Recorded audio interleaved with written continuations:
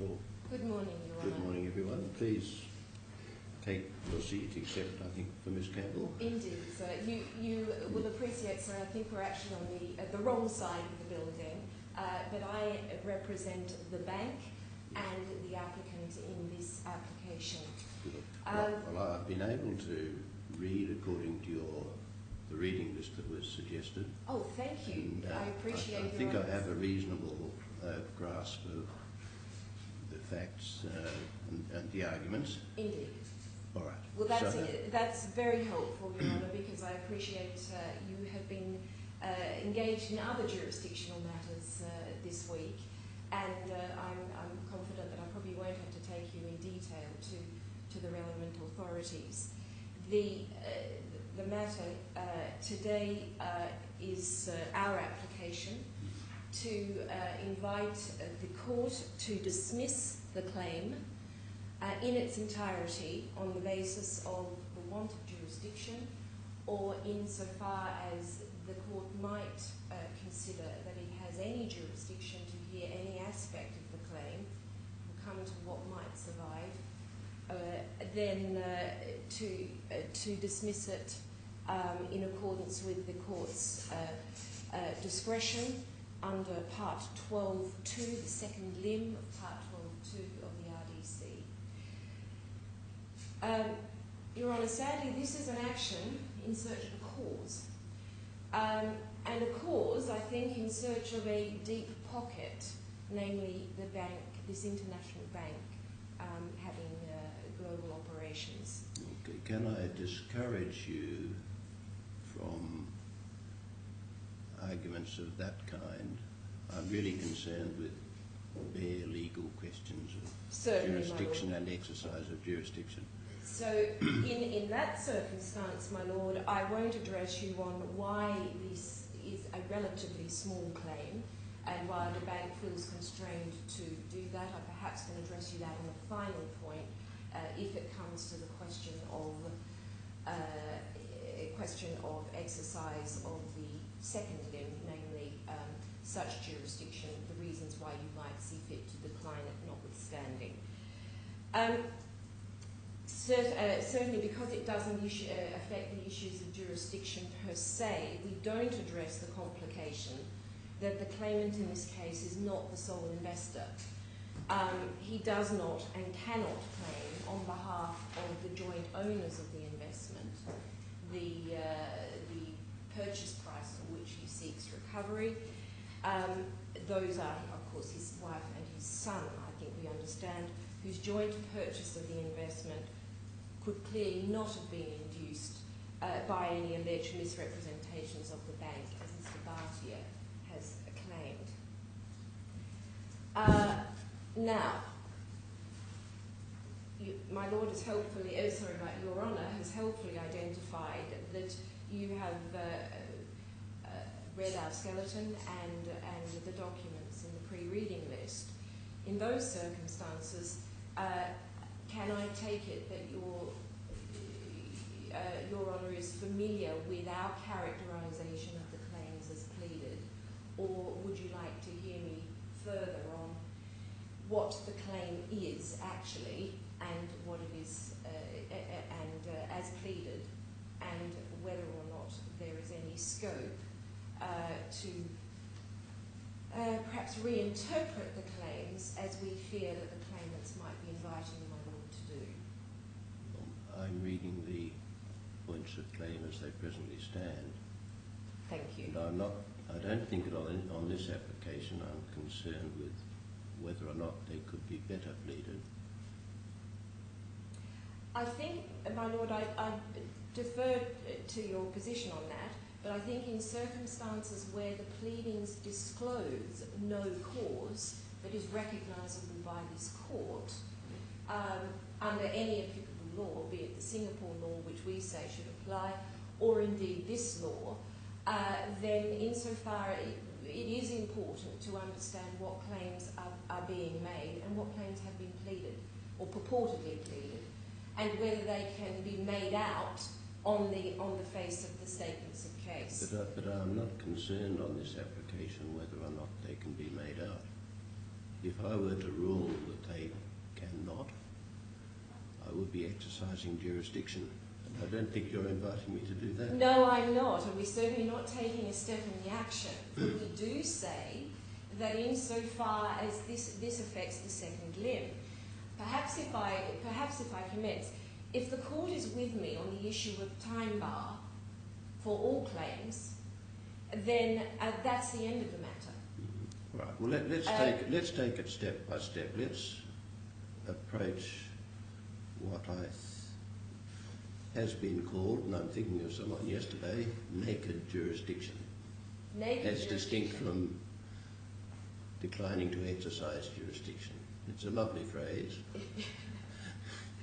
Indeed. I think it's important to perhaps quickly revisit where our approach is coming in light of what I anticipate the claimants will assert.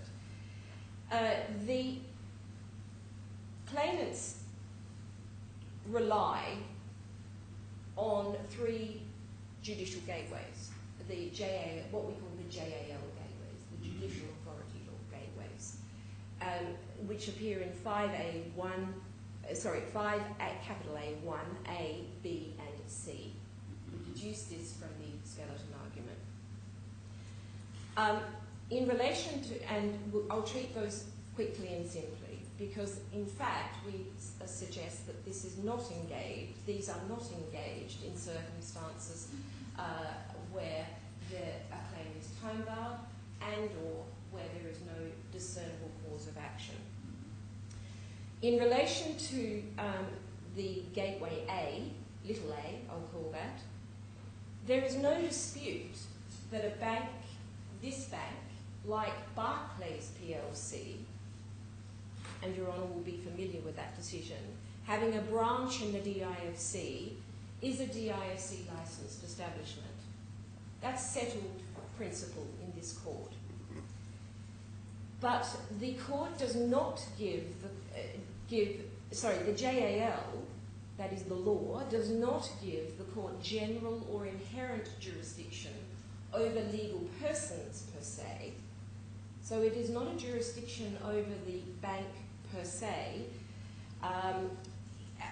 It is instead, it affords jurisdiction over civil or commercial causes or claims to which DIFC persons are party and or arising from events which occurred or were contracted to be performed in the DIFC. So where there has been use of the phrase variously as in personam jurisdiction and or ad hominem jurisdictions, I think Chief Justice Chadwick has adopted that alternative Latin description. And or subject matter jurisdiction, it must be recalled that in fact it's not in the context of ad hominem jurisdiction, it is not over the person per se, as might obtain in the courts of England and Wales, for example. It is over the causes to which that person is a party. So if in reality there is no cause or claim recognised by the DIFC court, being the lex fori, under any applicable law, then there is no jurisdiction. Well, and in fact, it is... There is certainly a claim. Yes. It may or may not be a good claim. Indeed. And it then falls to be analysed whether it's a cause or action. And there is also certainly an action. Yes. It doesn't say a good action. The result of your argument seems to be that if at the end of the trial the judge says the claim fails, that the judge says, well, I didn't have jurisdiction. If there is in fact no recognisable cause, I accept not one that is vulnerable to summary judgment, but one that is effectively a fiction, which is what we assert, at least in respect of the claim under the collective investments law, which just simply didn't exist at the the time of this relationship, and and cannot bind the bank, and does not apply to the bank or to the parties, or in abstract even. It just wasn't a law at the relevant time. Then it is not a cause; it is a fiction. I understand that. That takes us perhaps into a second step of your argument. I think you were going to go to the time bar. Well, are we better off taking it step by step? Yes. As I understand it, your essential proposition is that there's no claim or action. Then you say that's because 1, there's a time bar, 2, the CIL doesn't apply, 3, 4, whatever it may Correct. be. Is that the line of territory? It is indeed, my lord. Right. Well, let's go through them one by one. In those circumstances, well, simply to finish that proposition. So under the Gateway A, we accept that the bank, having a branch here and being seated here, is vulnerable to the so-called ad hominem jurisdiction, subject, of course, to this point that it is a cause or action that is capable of suit in this court. Claim or action, that's the words. Yes.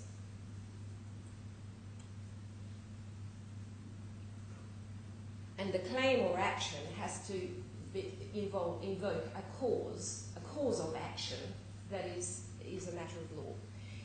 Under Gateway B, which is generically called the subject matter jurisdiction of this court, is not engaged here. There's no contractual claim pleaded. So the question about whether or not contractual documents signed by the claimant were concluded in the DIFC is moot. Again, this point, it is not generic subject matter about a generic relationship. It is claims or causes that must pass through the gateway. The claimant doesn't pass through the gateway, his claims must. Clearly, none of the investment-related contracts were ever actually or intended to be performed in the DIFC, so subject matter gateways cannot be invoked in this case. In relation to C, Gateway C, which is, if you like, the tortious gateway, the non-contractual claims, it's not pleaded and it's certainly not alleged that any transaction occurred in the DIFC, entirely to the contrary. Transactions such as they occurred in Singapore. But it is accepted that if there were viable tortious claims arising from the conduct of the bank's DIFC personnel, then prima facie this court would have jurisdiction. We accept that. So we're back to the same argument that there's still not a claim or action. Indeed. And when you come to, and the only one that could possibly trigger that would be the residual claim of misrepresentation. If Your Honour finds that in fact there is enough in the pleading to render at least pleadable a cause in misrepresentation under the DIFC law, and that's taking the claimant's case at its highest, we will invite in due course your Lordship not to take it at all. Now,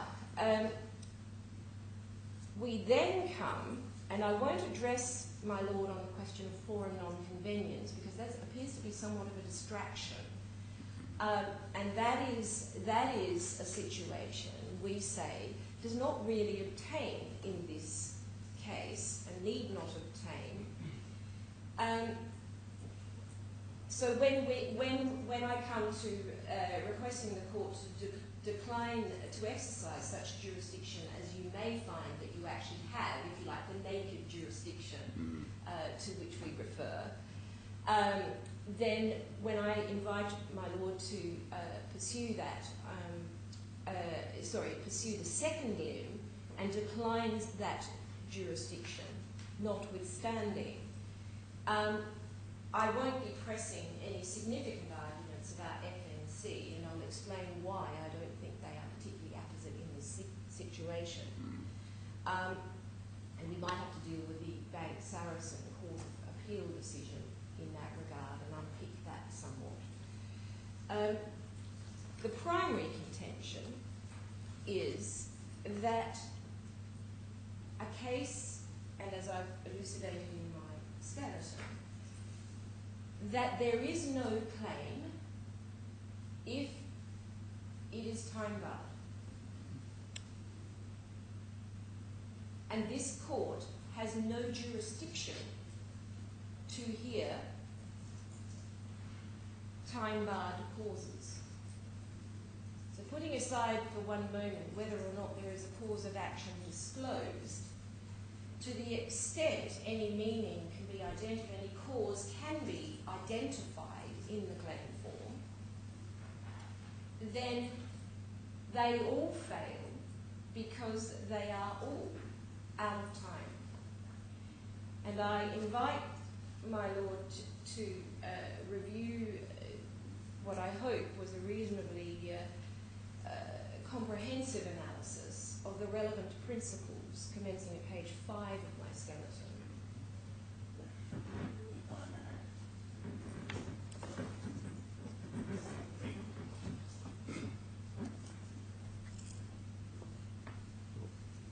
For present purposes, let's assume that it's time-barred, Yes. because it, in response to you, it's said that it isn't. You seem to rest your submissions on Article 38, is that right? Indeed, my Lord. Mm-hmm. Article 38 of the DIC Court Law, number 10 of 2004, on the limitation of proceedings, states that, subject to any other DISC law, a proceeding must not be commenced more than 6 years after the date of the events that give rise to the proceedings. Happy to take my Now, authority. why does that mean that there is no jurisdiction if a claim, time-barred claim, is commenced? A proceeding must not be commenced. Therefore, any commencement out of the time of proceeding, in this case the routine issue of by the registry of a claim form, is a nullity.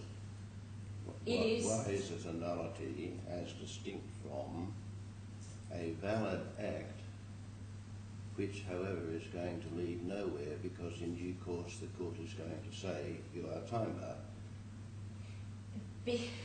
Because that with due respect, is that I recognise that very much from the Australian and the common law authorities, is very much the situation that obtains in England and I presume still in Australia, that issues of time are perceived only as substantive rather than jurisdictional.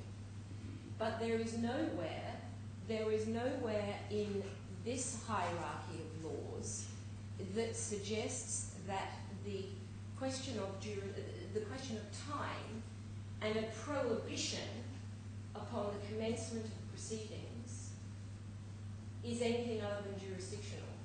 Well, it is jurisdictional first, and then it is also a substantive defence. Well, this is not a point that's been raised against you, but I think it should be not by the. No, indeed. They haven't addressed this point at all with respect. But well, they have said that it's not time-barred.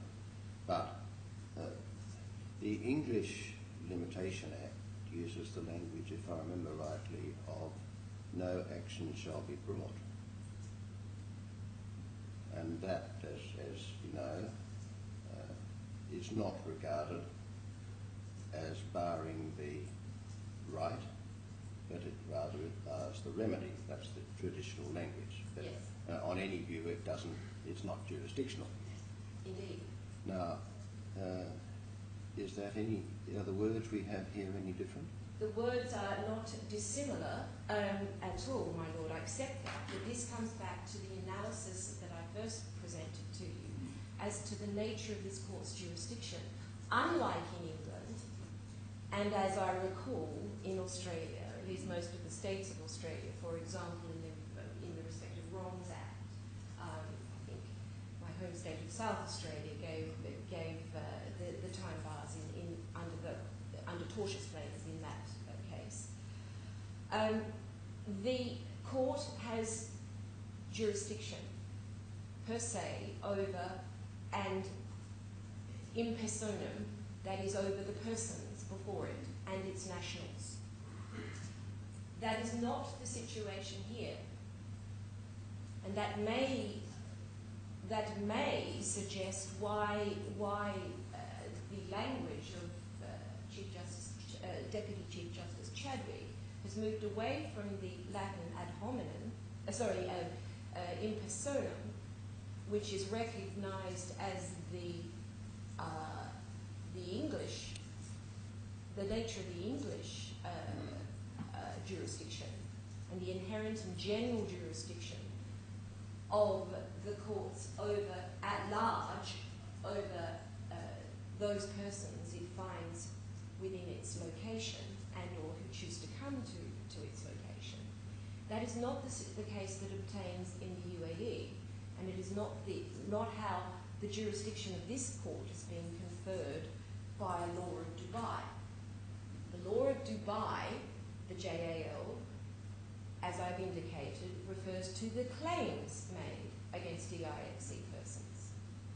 So if a claim is barred by virtue of another law of Dubai, namely the court law, the DIFC court law, then that is not a claim that may be validly constructed. I understand that. And that affects the jurisdiction. So and that is, if you like, the template for this court. I should indicate in parenthesis, Your Honour, that of course there are different time bars that are obtained onshore Dubai under the federal civil procedure laws that obtain at large throughout the UAE, and they are many and varied. I'm certainly not familiar with them, but do they matter? What's the point of They don't matter, but they do matter insofar as that they act as a bar to the court exercising further any process as a matter of practice, if and when a claim slips through. So the question of time is identified first and foremost. So the court obviously has jurisdiction to determine its jurisdiction. So you're here in Bangkok, entitled to review the application before you, but our submission is that a time-barred claim is not a claim by virtue of the application of this Act. I understand the argument, and it cannot proceed. Yes, and I see how you say it's different from regarding something equivalent to the English limitation scheme. Okay, I understand. Yes, thank you. Can we move on? Do you want to say more about this? Well, no, save that obviously that is subject to any other DIFC law, and I've identified for the court the only possible or conceivably relevant laws, DIFC laws, which might touch on the question of limitation of action. Now, I've cited for the court the contract law. Of course, that doesn't obtain in this case because there is no claim in contract. But it is helpful for the court to note that this reinforces the policy of the jurisdiction that there be no action after 6 years. Well, are you in effect saying they both use the same language of must not be commenced? Correct. That's your point? Correct. I understand that, yep. The DRC law of obligations is a little trickier, and this assists the court in determining, for the purposes of Article 38, when it is the clock starts ticking. that is, the date of the events that give rise to the proceedings. And the court may be familiar with some recent authorities in the UK putting this issue to bed, at least in the context of negligent misstatement. I know to the court that there is no claim of negligence here. But in that case, it identifies the process by which this court needs the process that this court needs to undertake when meeting the argument of my learned friends that in fact the events of which they complain that give rise to their proceedings are not way back in late 2007, early 2008, when he says he suffered the loss of the alleged misrepresentations, but rather they are years later when the consequences of his investment with a third party, namely the JM Company, the investment company, conclude that he's in breach of his contractual obligations to them, treats him as a defaulting investor and forfeits his shares. And so are you moving on here to the question of whether it is time barred?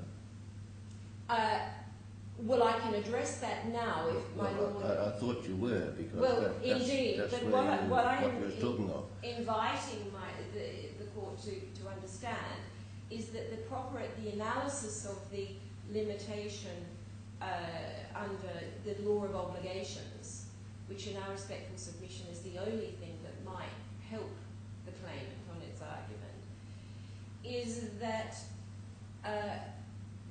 that serves only not to extend the 6-year limitation period, but only to lock in the time at which the cause of action is deemed to arise.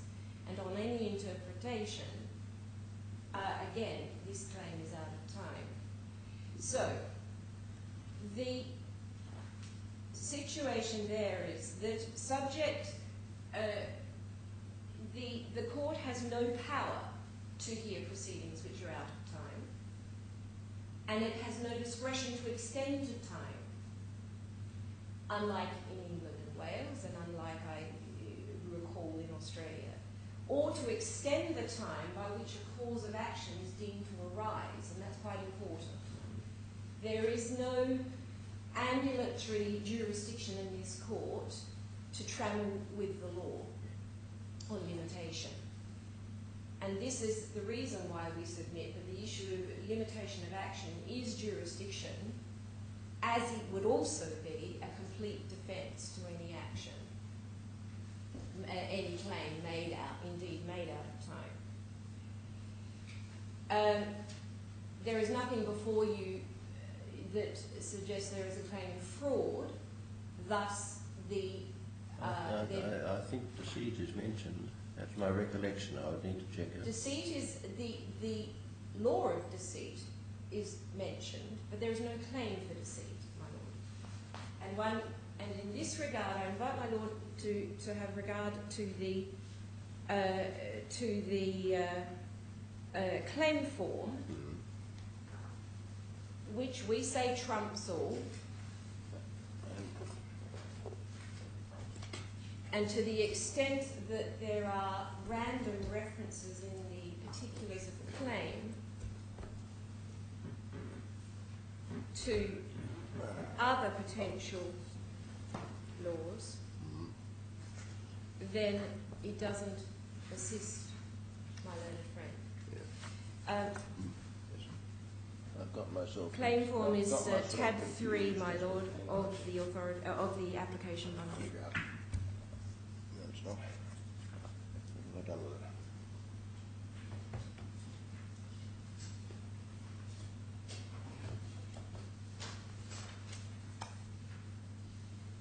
And this is why it is perhaps circular that we come back to a proper analysis of the pleaded case to determine what claims are in fact being made.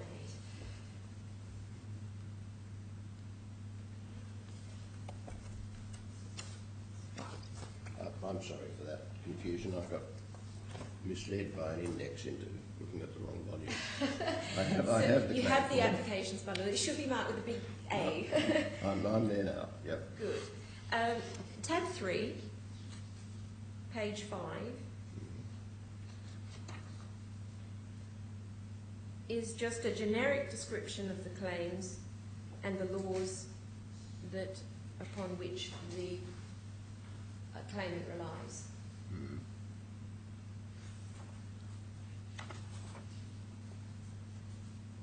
There is no mention in the claim form, insofar as we can identify, any mention of fraudulent misconduct or deceit.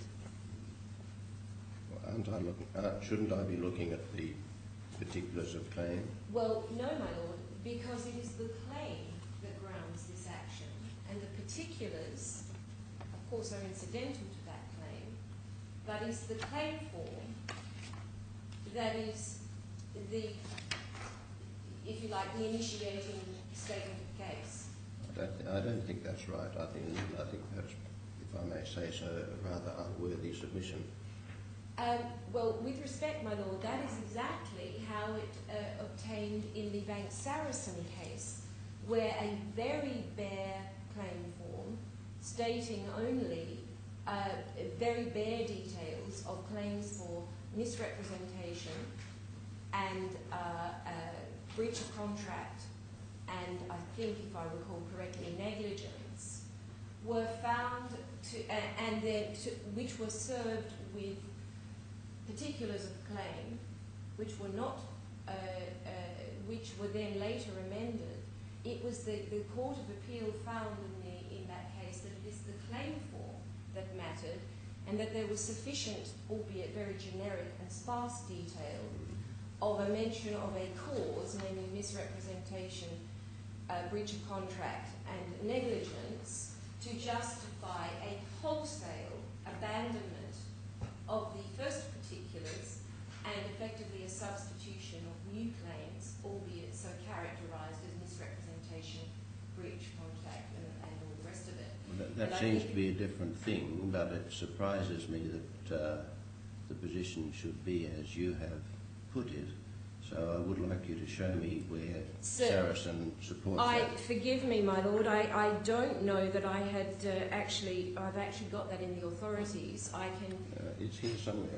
No, that is the jurisdiction case.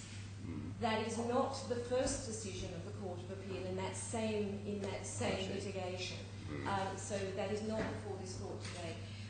Perhaps if I submit as follows. The claim form is what grounds down. I can take you to the rules. It is that which must be served, and that which must, in accordance with the statements of case, set out, albeit in bare detail, the claim. We may. And I said. Hang on a sec. We may be going into an unnecessary area because the claim form does say made deceptive statements. Now, accepting that the claim form may sufficiently just very briefly indicate the nature of the claim, and certainly there's not much room for much, why would that not be enough? Well, it is certainly not enough to ground a cause in deceit, my lord. And why not? I refer you to the rules which require how such claims are to be made. But that cannot be right.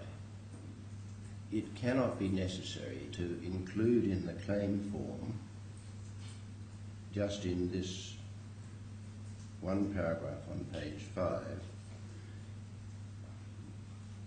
a proper pleading of causes of action. Yes. What is wrong? Well, let me go back to ask a factual question. I have particulars of claim in the next tab. Yes. Were they served together with the claim form? Yes, they were, my lord. Why should they not be regarded as part of the as to be read with the claim form and as therefore properly elucidating, you say not properly, the claim. Ordinarily, I would agree with you, my lord, and say, perhaps if I put my point this way, the claim form trumps the particulars of claim to the extent of any inconsistency. I don't press that that there is not a mention of the word deceptive, and that is certainly true in the particulars of claim.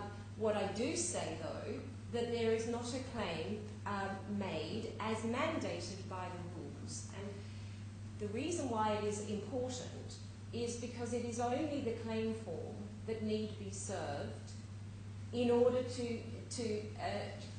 and that is that document that the defendant party must acknowledge, and it is that document upon which any application to this court for jurisdiction challenge or otherwise is triggered.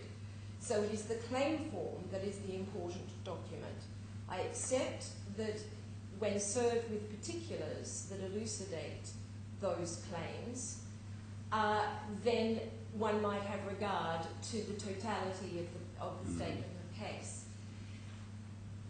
In either event, they are insufficient, and there is no claim made in deceit or fraud. Well, wait a minute. And Let me just see where we are going. Yes, I invite my lord. Now, hang on. Is where we are going that you say that if the pleading is insufficient because, for example, it does not give sufficient particulars of what deceptive statement was made, then there is no claim. Yes, indeed, my lord. Right. Well, I understand that. You needn't take me to the rules about particulars and so on, and I should say that I do not think that the particulars of claim are particularly well drawn, but I'm not at all sure that arises here. If your argument is correct, then it may arise, but the question is whether your argument is correct. I state simply this, that a claim for fraud must be pleaded, particularly in this circumstance, and it must be pleaded as required with specificity and detail, and it must be identified that is the claim being made. It must be boldly articulated that is the claim being made, because otherwise, how can the question of time be determined? Does this mean that every time an application is made to strike out what I will call a claim without prejudice, on the ground that the pleading is inadequate for lack of particulars, or the pleading does not disclose a proper cause of action, is in fact quite misconceived, because the correct application is for a declaration that the court has no jurisdiction? In some situations, I think that's right, my lord. Well, it would be right in all situations if your submissions are correct, wouldn't it? Well, if it is, it's a question of degree. I think is the correct answer. There are claims where, if it had mentioned in the claim form that the claim is brought for fraudulent misrepresentation or for deceit or fraud, and that was all.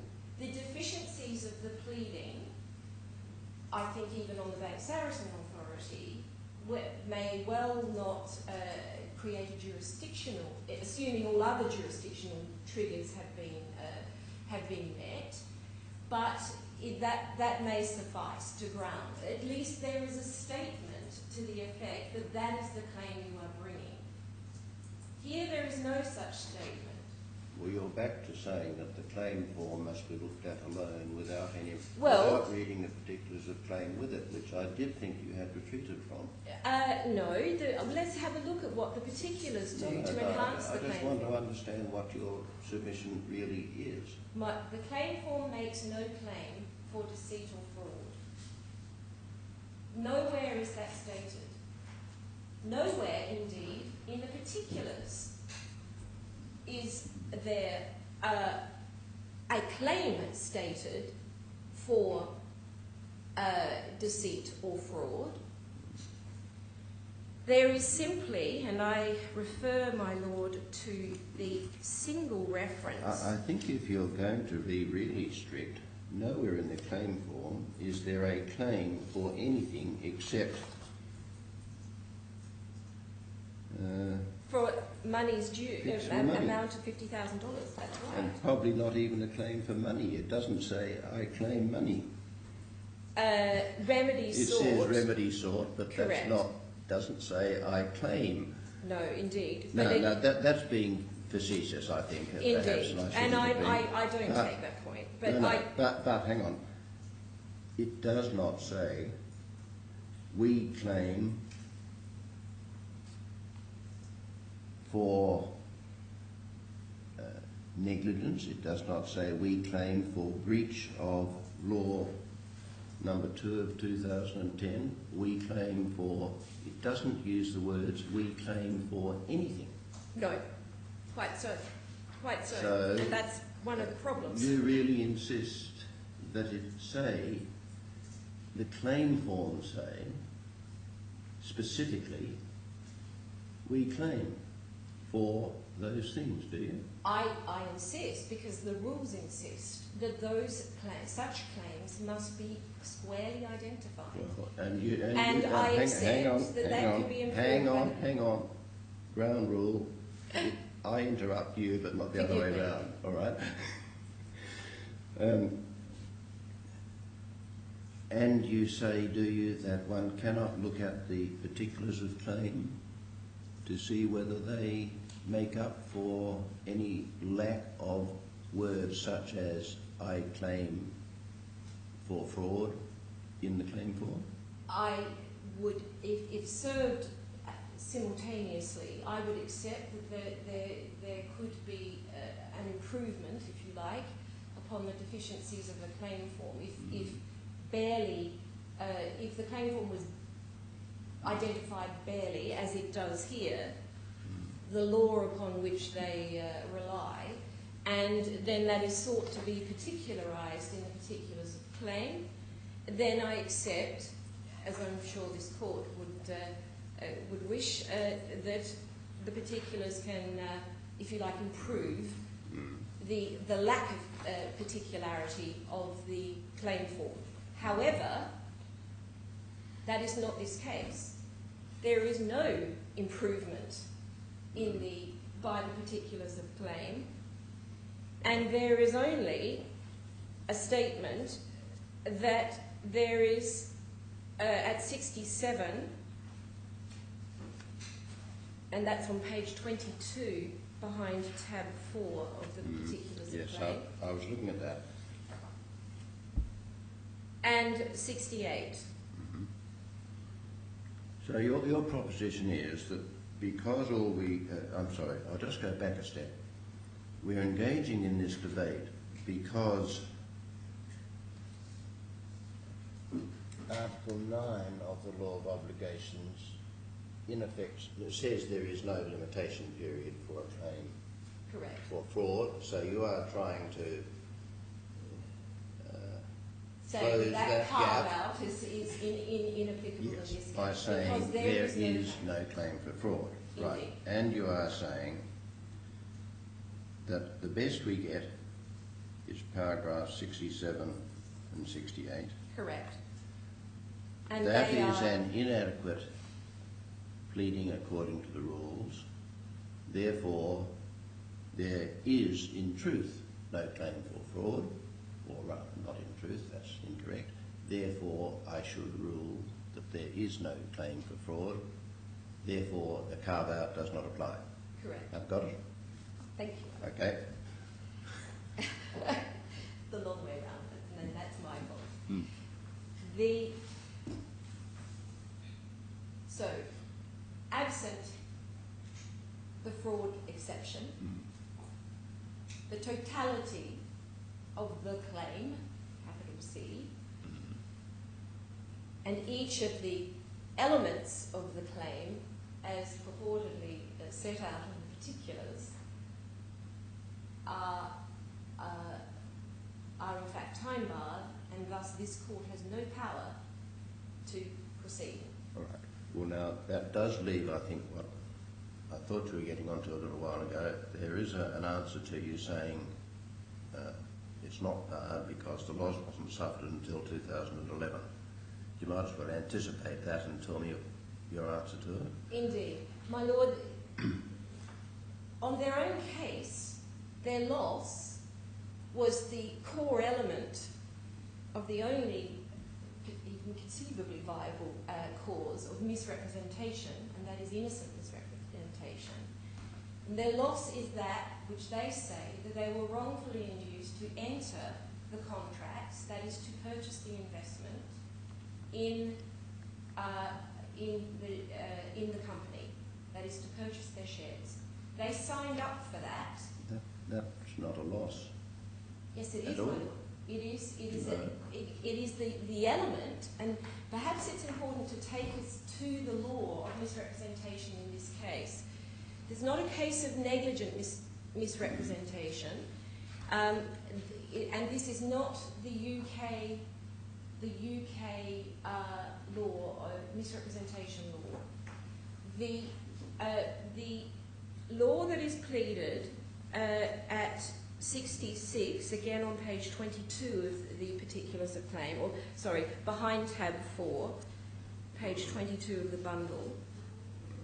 The law of misrepresentation in the law of obligations is chapter 4. Yeah. And that is, in this jurisdiction, innocent misrepresentation.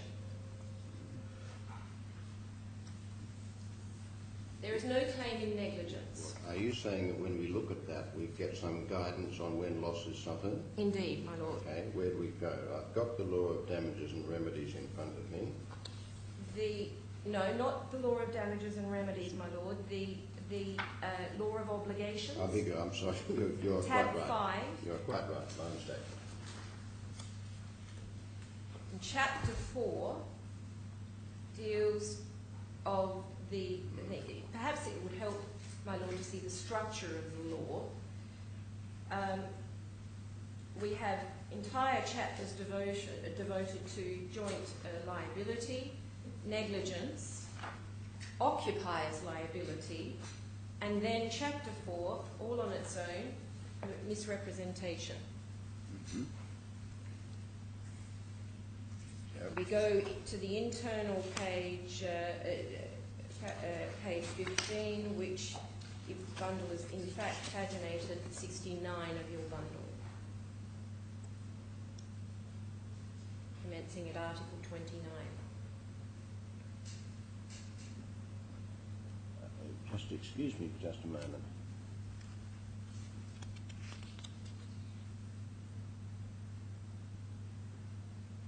You said something a moment ago that the only part of the law of obligations mentioned concerns in the claim form mentions innocent misrepresentation. I may have misunderstood. Yes, you did, my Lord, forgive me. The only thing mentioned, misrepresentation, is not actually mentioned in the claim form. Yeah. The particulars of claim recite on page 22 of your bundle the chapter misrepresentation of the DIC law of obligations, and they recite that, and presumably that's upon which they rely. paragraph 66 of the POC. Don't they also recite Chapter 5? They do recite. They recite Chapter 5, but rather randomly, because they don't plead anything that anything of the elements of deceit, and we've been through this, as to the necessary particulars. In fact, they haven't pleaded the required particulars for misrepresentation either. But insofar as there is any life to be afforded the claim under the law of obligations, one can only assume they are relying on the misrepresentation to which they refer. They do not refer to the chapter on negligence. And as I'm sorry, then I did misunderstand. What you are really saying is no negligence. No negligence. Right, correct. I understand that. All right. Well, forgive me. The reference to Chapter 4 delimits the claim to DIFC misrepresentation, which is innocent misrepresentation. It's a codified cause. Well, I'm principles with of you now. negligence. I'm with you in understanding that your point was they don't say negligence. Correct. Okay. Now let's go back then to the law of obligations. You were The law going of to say obligations. that it sheds light on when loss is suffered for misrepresentation or deceit. Article 29, misrepresentation defined, and Article 30, importantly, liability. A person is liable for misrepresentation to a representee if he is the representor, so he makes the misrepresentation, noting above what is a misrepresentation. Nowhere do we have that pleaded or even stated the necessary facts to ground that, so we have our difficulties. It influences them to enter a contract or effect the terms upon which he agrees to enter it, and he suffers loss as a result of entering into the contract. So it is the entering into the contract that is the relevant loss in a claim for misrepresentation. No, that doesn't say that at all. As a result of entering into the contract, that means that entering into the contract results in your suffering loss. Indeed, my lord. So it is at the point It doesn't say that entry into the contract is the loss. No, but it's the time at which the loss is crystallised at the point where you enter into the contract. It can't mean that. You might enter into a contract which requires you to pay money in 10 years' time. At that moment, you don't suffer any loss at all. You will suffer your loss when you pay the money in 10 years' time. Forgive me. And that will be suffering loss as a result of entering into the contract. No, my lord, I beg to differ, and that is the gravamen of this case. The loss is ascertained at the moment you commit. Your commitment to pay, albeit in the future, is determined at the moment of entering the contract. It may be a future liability, a future debt, but the commitment, the obligation, the loss is determinable at that time. You will need to show me some authority for that. I will lead you to, in the authorities bundle, to the, and there is no authority, of course, in this court. Oh no, but the language of Article 30 doesn't seem to make English authorities inapplicable as providing guidance. Indeed not, my lord. And perhaps I can assist with the authority in the authorities bundle. And I have also included in the authorities bundle, which is where,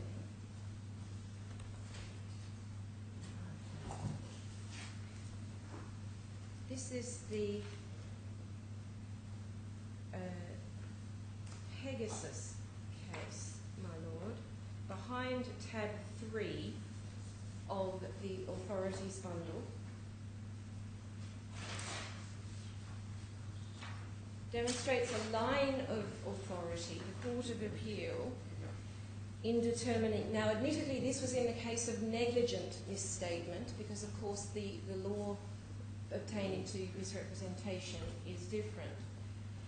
But the treatment of this issue is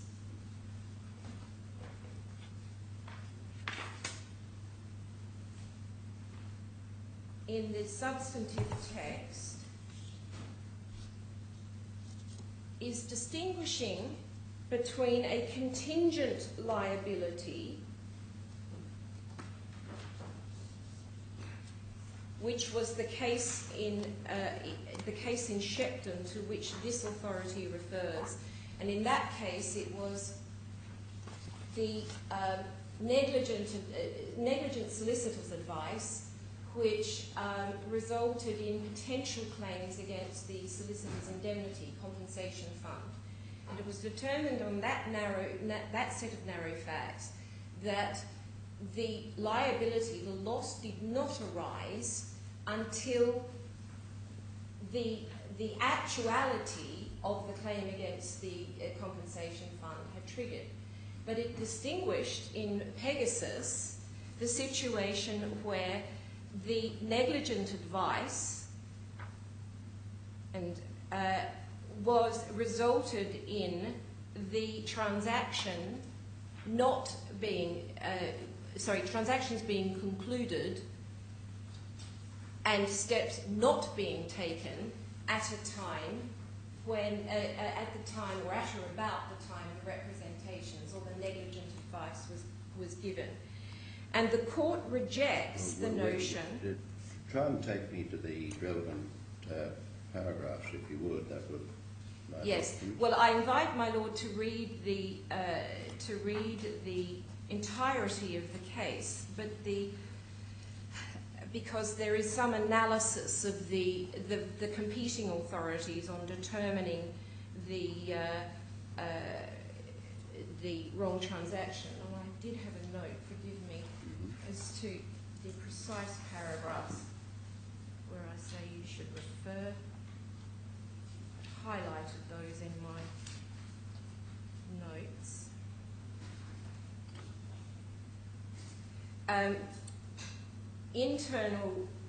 The authorities bundle was not paginated, my lord, but towards the back of that authority, paragraph 70 of the judgment.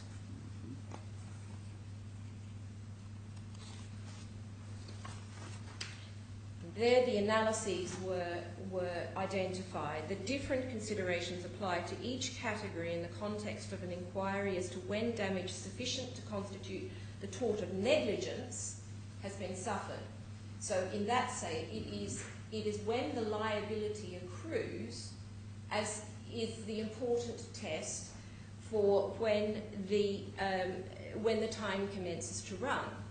Now, in that case, they distinguish the so-called financial loss at the time at which the financial loss occurred. In this case, they found that no loss occurred and the claim was dismissed.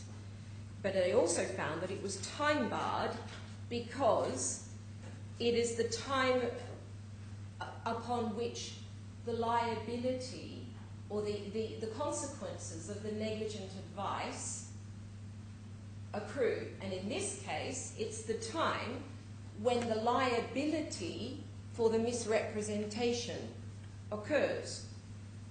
Well, and by virtue of the act... I'd still like to know where in Pegasus do they say something like, in a no transaction case, the loss is always suffered when you enter into the transaction. It's not a no transaction case, that's the problem, my lord. No, we have a transaction. Yes, but I thought you was...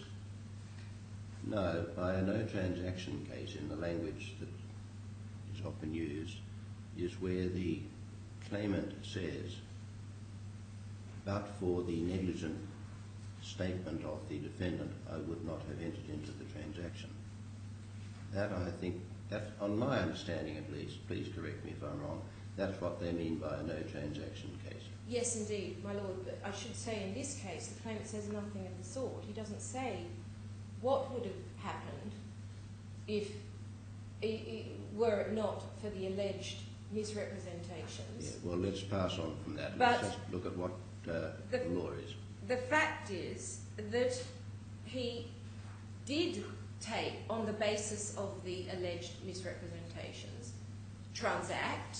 He did commit, and he committed to the totality of the transaction. Now, back to my question. Yes. Where in Pegasus is something said to the effect that where the claimant enters into a transaction in reliance on a negligent statement, he suffers loss at the time he enters into the transaction? That, I think, is the proposition which you are putting to me, and then saying that the same principle applies here. Yes. I'm not sure that this case goes so boldly as to state that, because again it's a negligent transaction. Well, but the court, a negligence transaction. But the court found and determined with favour the submissions on behalf of the accountants from the paragraphs that I've indicated, and determined at paragraph 65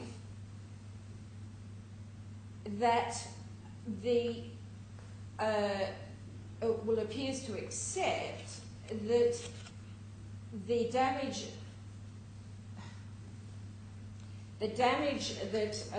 that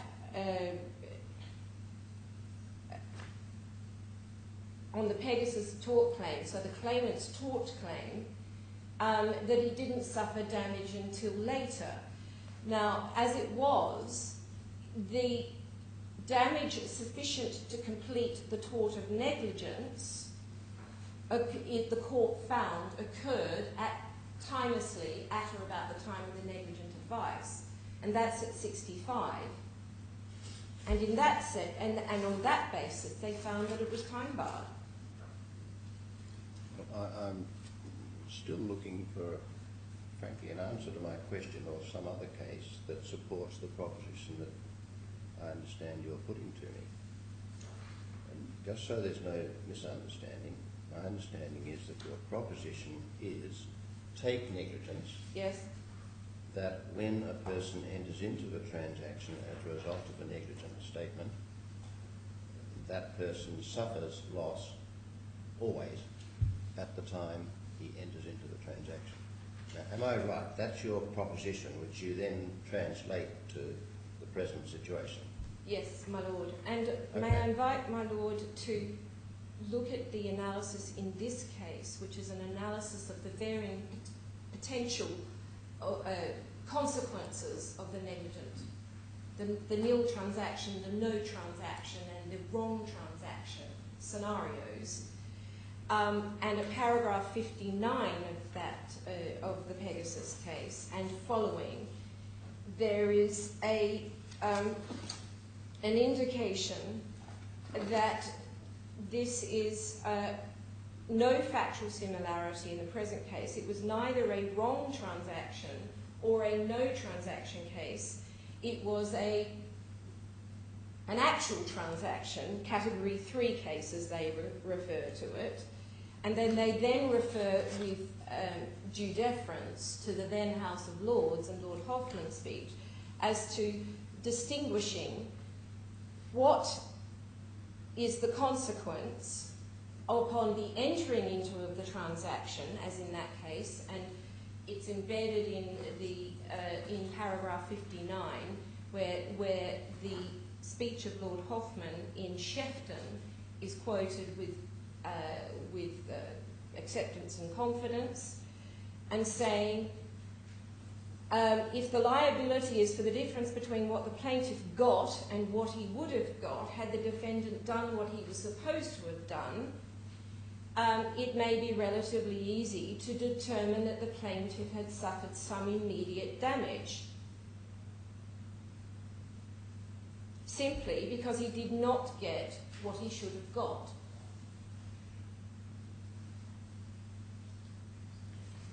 So, in my respectful submission, bringing it back to the law in hand, which I accept is not the analysis, the substance or the law, the tort of negligence with which these cases deal, but the analogies are apposite.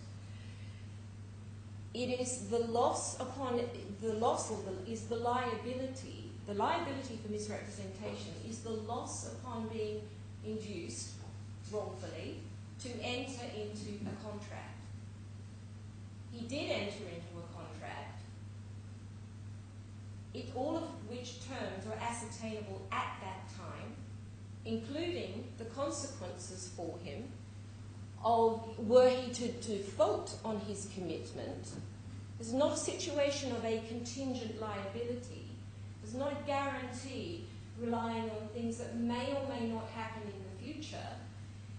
The entire purpose of his entire commitment to that contract and his obligations under it and the consequences for him if he fails to meet those obligations, and the shares and the if you like the value of the shares and all of their appurtenance, all of his rights, title and interest as a shareholder in the investment company were all ascertained upon the transaction. So does that mean that if, contrary to what in fact occurred, he had paid his further instalments, he'd got dividends of 30% for the next 5 years and then got his capital back in 5 years' time, he would still have suffered loss? If he had... Well, no, because it did what it said on the tin. Well, exactly. So no. Your argument seems to say that he suffered loss. No, I don't say he suffered loss. I don't accept that he suffered loss at all, in which case he fails on a misrep claim per se, then that's the summary judgment point.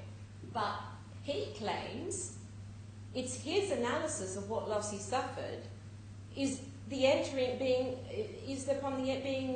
into the contract and paying his money at the time. I'm more concerned about the correct legal analysis. Yes, but that's his... But we're dealing with what he says his loss is.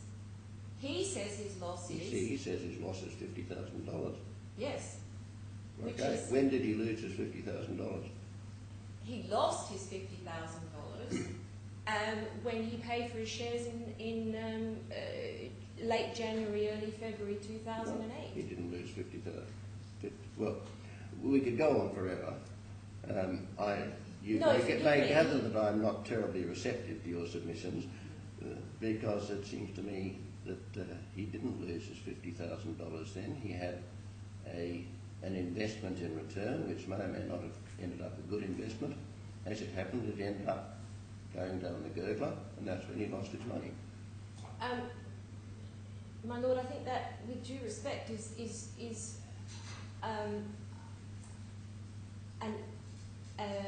shall we say, a loose analysis of what it is his loss. His loss... Well, I think it is, in fact, one that's supported by lots of authorities, and that's why I was interested in some authority to the contrary. Right. Well, my Lord, I do If you would like the opportunity to give me authorities that demonstrate loss at the time of entering into the transaction, I would certainly value them. Would you like to? My Lord, I think that's right. They will only be, I think, English authorities. unless my Lord has in mind any particular Australian authorities that may need to be addressed, because there is a difficulty in that this law of misrepresentation is, if not unique, then it certainly does not sit comfortably with other jurisdictions. Well, if you want to rest simply upon the terms of Article 30, then that's one thing. If you want to support how Article 30 operates by saying that it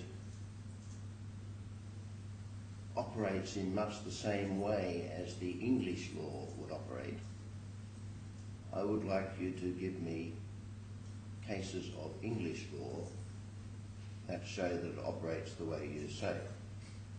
If you want that opportunity, say so now. Yes, my Lord, Right. I will make... Let me have them. I won't be here after tomorrow, but send them to the registry within 7 days and they will get them to me. Thank okay? you, Madam. I will avail that generous invitation, my Lord, and give you a proper analysis of the English authorities. What I want is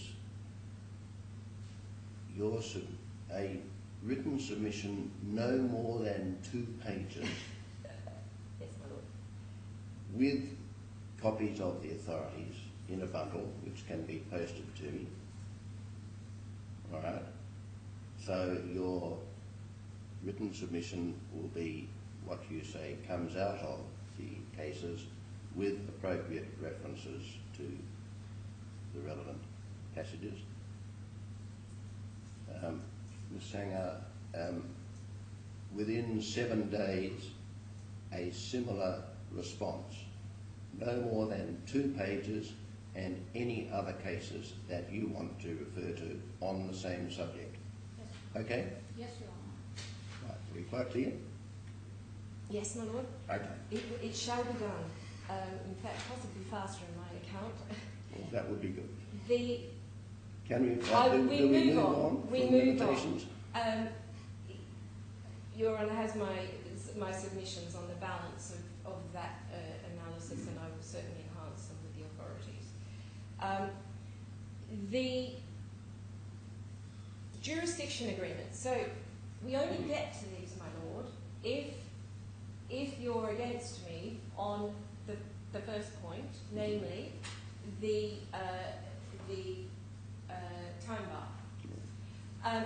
I should say that we have not covered, unless you need to hear me further, on the fiction that is the collective investments law. Do you need to hear me further on that? Well, I understand your proposition. You say the law cannot apply because it post-stated material events.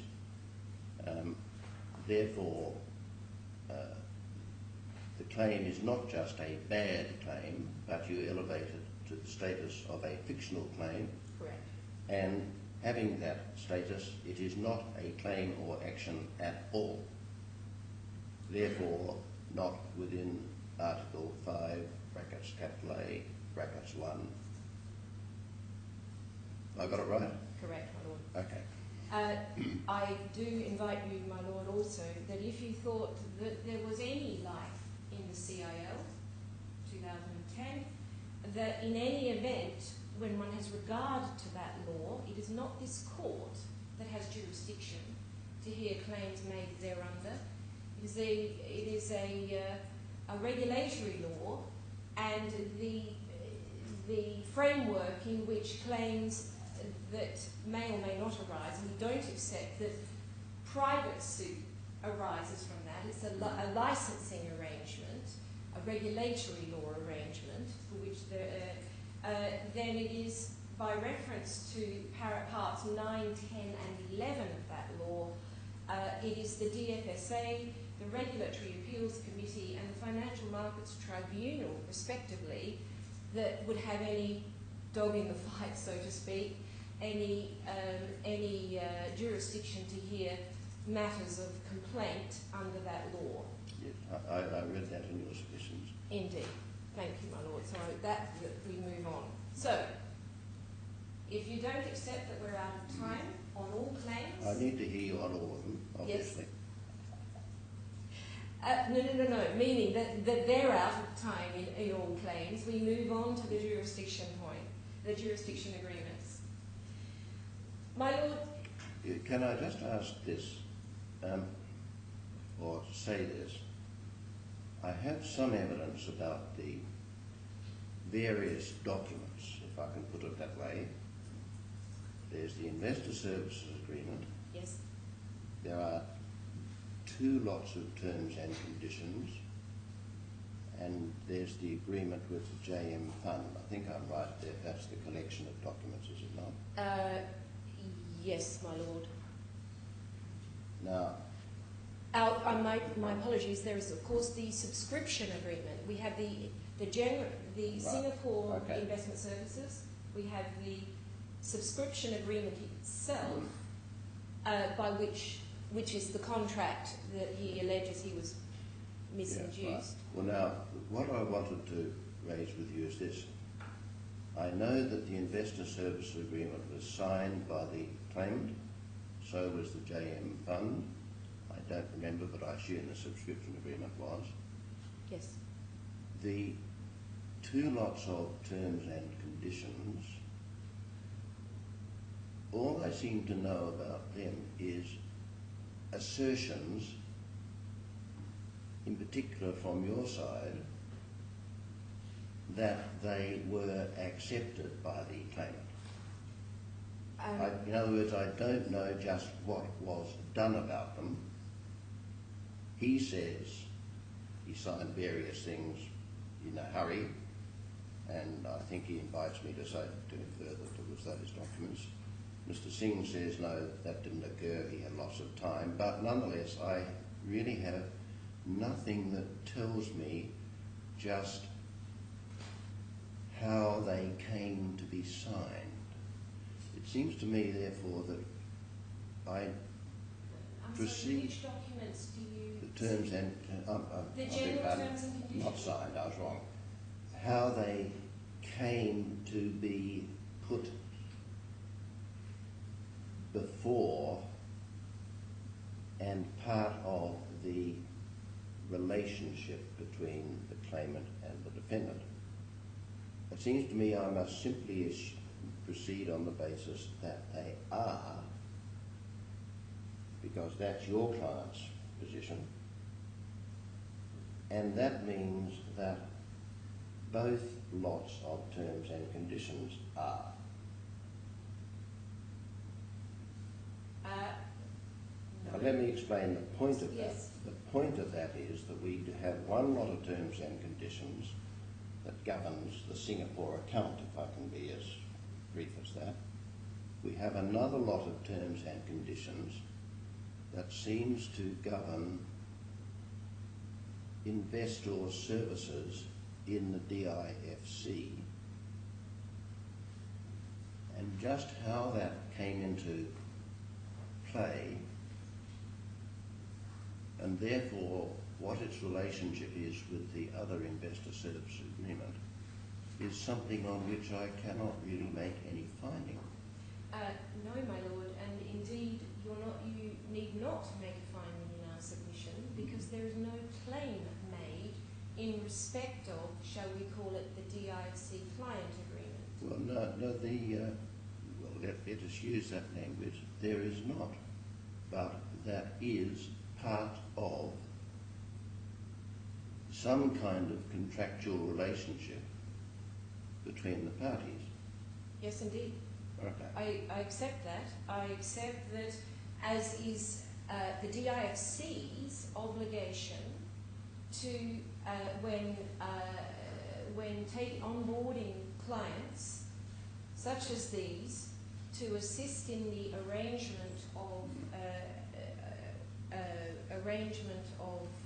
investments offshore, they are required to entertain a client agreement, and they do, and that's a regulatory requirement.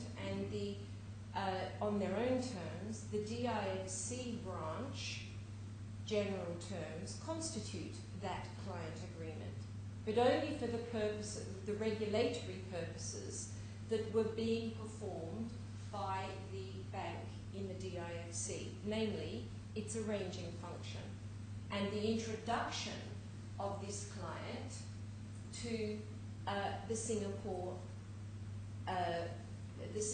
branch and the offshore investments. All right. Well, the end result of my overlong inquiry is that you accept that they are part of the contractual relationship.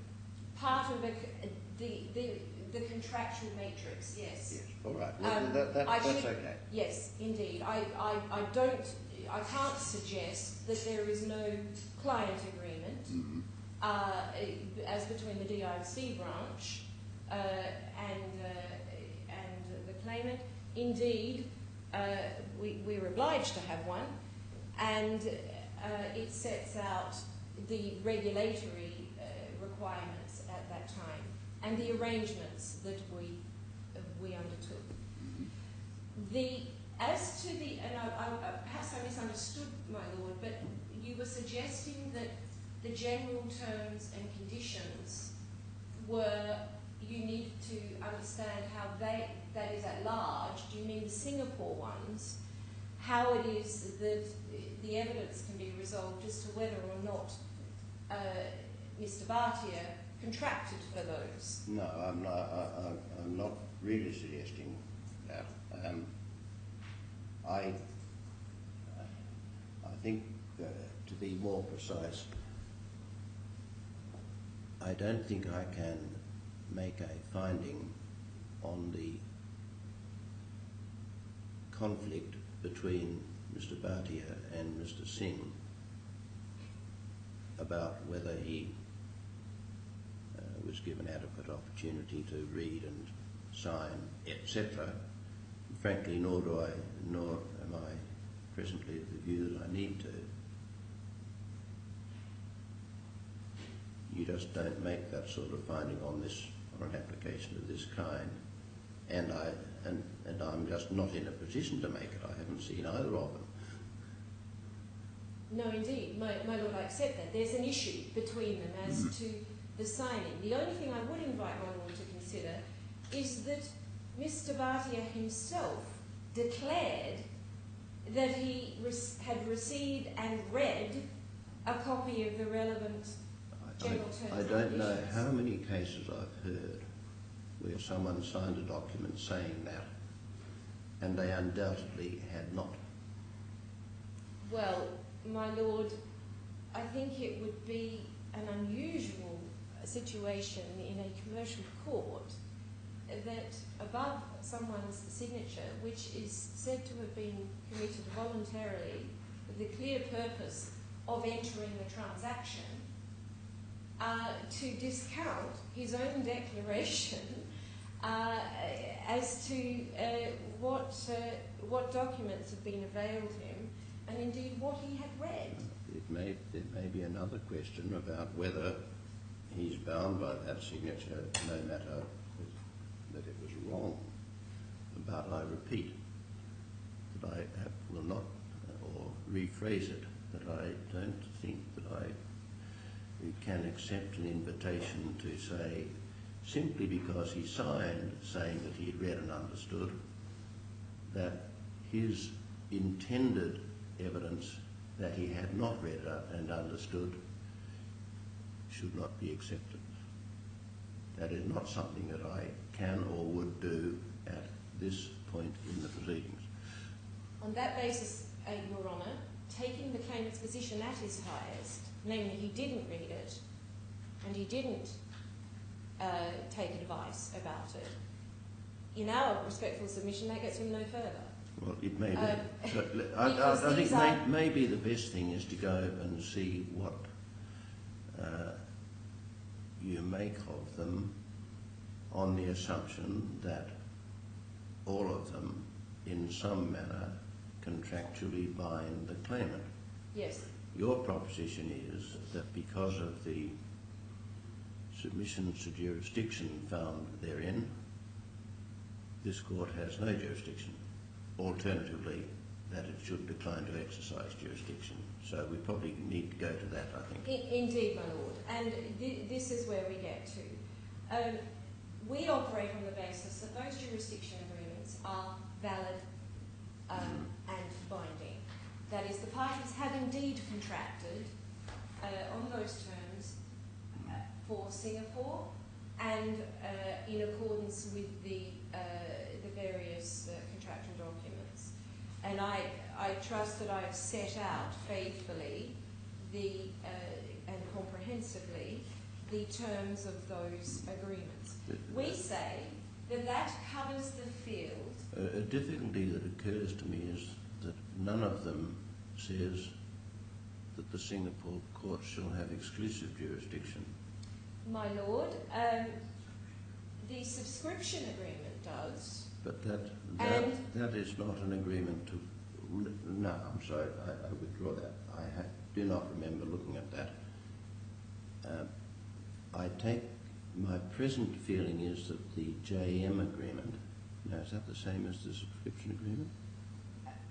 Yes. Yeah. Yes. Is not one to which your client was a party. So let us just look at that, please. Yes, well, therein lies the difficulty. Exactly. We accept it is said against us that we are a party, and that this is our contract, and that we are that we sold, that we were the seller of that investment. No, that we say is that's wrong. A different thing. Indeed, but we say that we are not the counterparty to the investment. Right. Well, that is the company. That is my present. However, we do. Hang on. That's my present view, and if that is so, then what I'd be interested to hear is how you can rely on a submission to jurisdiction clause in that agreement.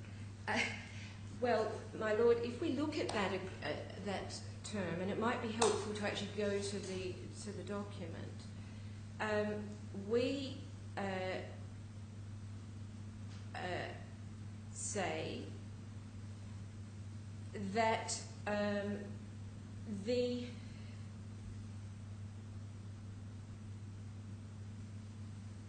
he does accept the exclusive jurisdiction for the purposes of any proceeding relating to this agreement.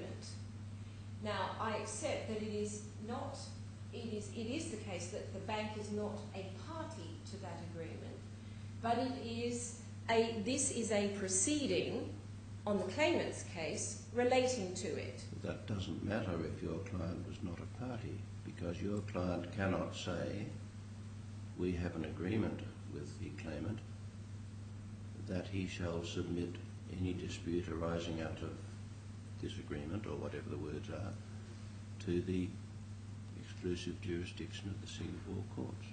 I accept that there is some difficulty in that I'm not being a party to it as opposed to a witness to it, and having a role to perform in that regard.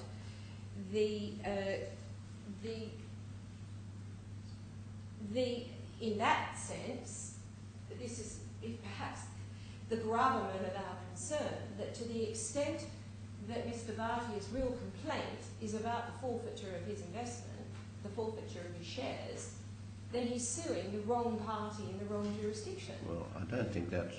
At the moment, I don't think that's right, but nor do I think that arises here. That doesn't matter.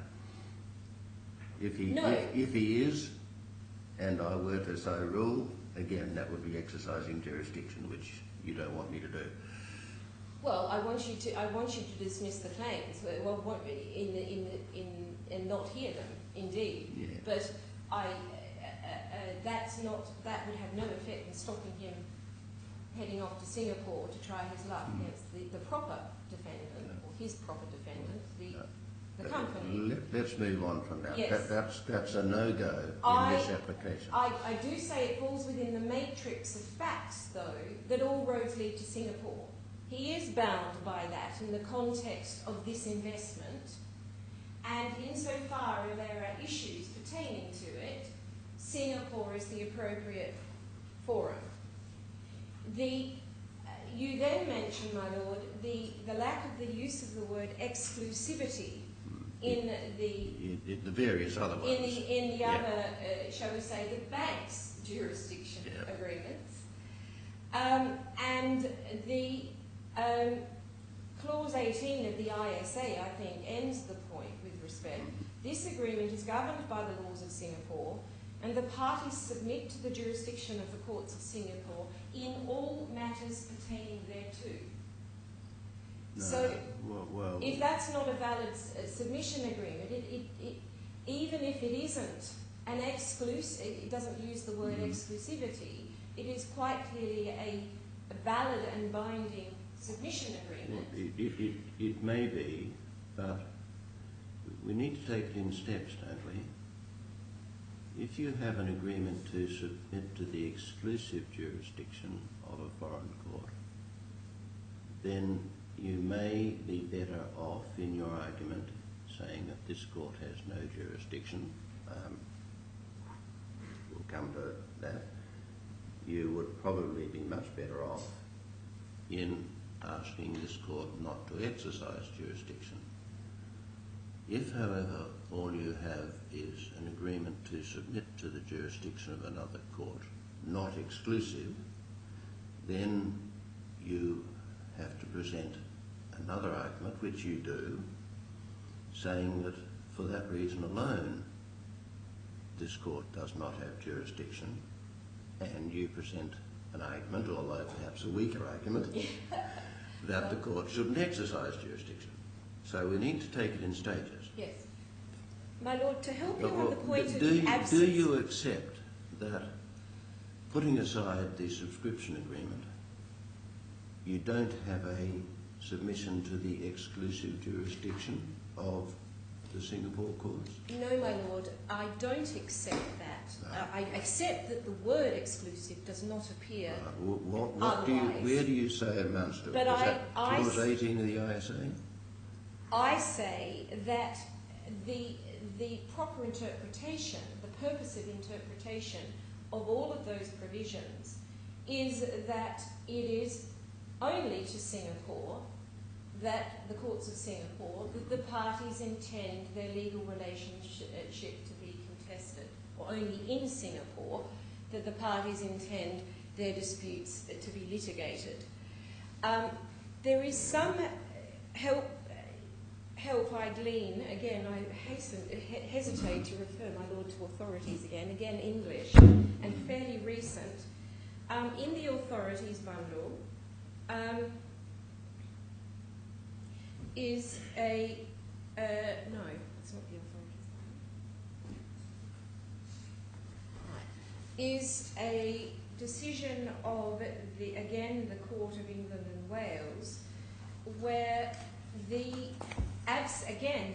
treatment of it is support for the proposition that on proper construction of a contract, the court will infer, or can infer, that exclusive jurisdiction, in that case, of course, to the English courts, in respect of claims made, in that case, by a hedge fund, in fact, was so concluded, despite the absence of the word exclusive in the clause in question. Well, that's BNP Paribas. That's correct, my Lord. And in the highest I can take that proposition is that when one has regard to the factual matrix and the circumstances of all of these contracts for Singapore, that the court may interpret the submission agreement as one of exclusivity in this case. Where in the Anchorage case did they do that sort of thing, please? I haven't read it, I just know that that's the name of the case you have in mind. Yes, the court goes into some detail in determining the process by which having regard to which they find that interpretation. Now, a lot of those facts are not particularly apposite, and it is accepted that this is a hedge fund and a claim between companies. However, the court, and as I say, that's the highest I can say, that on the factual matrix of that case, the court accepted that it was, notwithstanding the absence of the word exclusivity, it was clearly the parties' intentions that... Can I stop you and just say where? Show me. Paragraphs...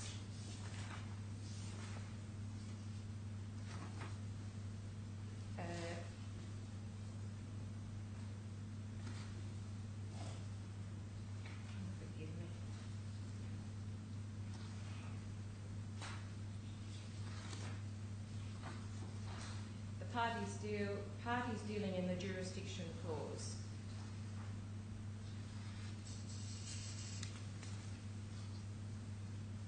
Has to be applied.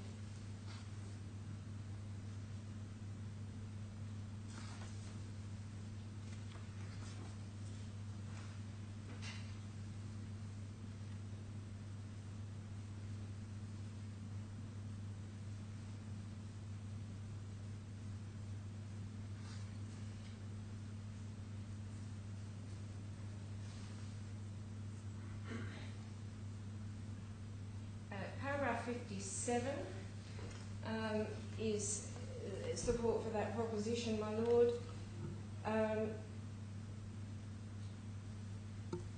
The contract out... Hold it a minute. I've marked up... I can't see it in 57.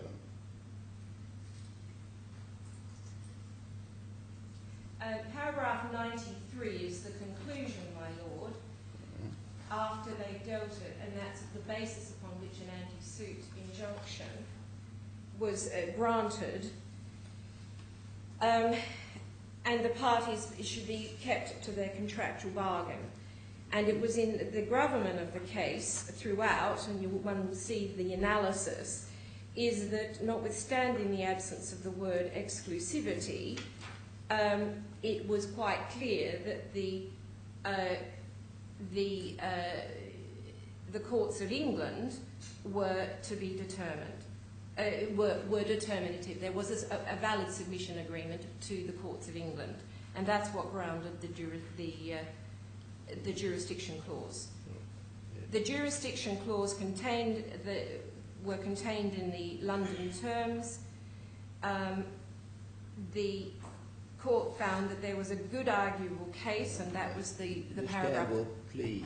Yes. If you can't do it now, come back to it. I will. What you need to I'll do give is you to the say, precise reference. this is the clause, this is where they say it should be Yes, understood as an I am exclusive remiss in jurisdiction. that regard, my lord. I should take you straight We'll to it. do that after. I suspect we'll be here after lunch. Tell me after lunch. Okay. My lord, the point is this. My submission is that despite the absence of the word exclusivity, you are entitled to find that there is a valid and binding submission agreement for Singapore. You mean an exclusive agreement? Yes, Yeah. and even were it not, it matters not. Okay, step by step. Now, because it is... Step by step. First thing is you want to say that I should conclude that the submissions are to the exclusive jurisdiction. Now, you say that one can do that in certain factual circumstances, and we're going to come back to whether what the Anchorage case says about that. Now you better tell me what are the factual circumstances you rely on here, and then we can move on to the consequences. If it is exclusive, these are the consequences.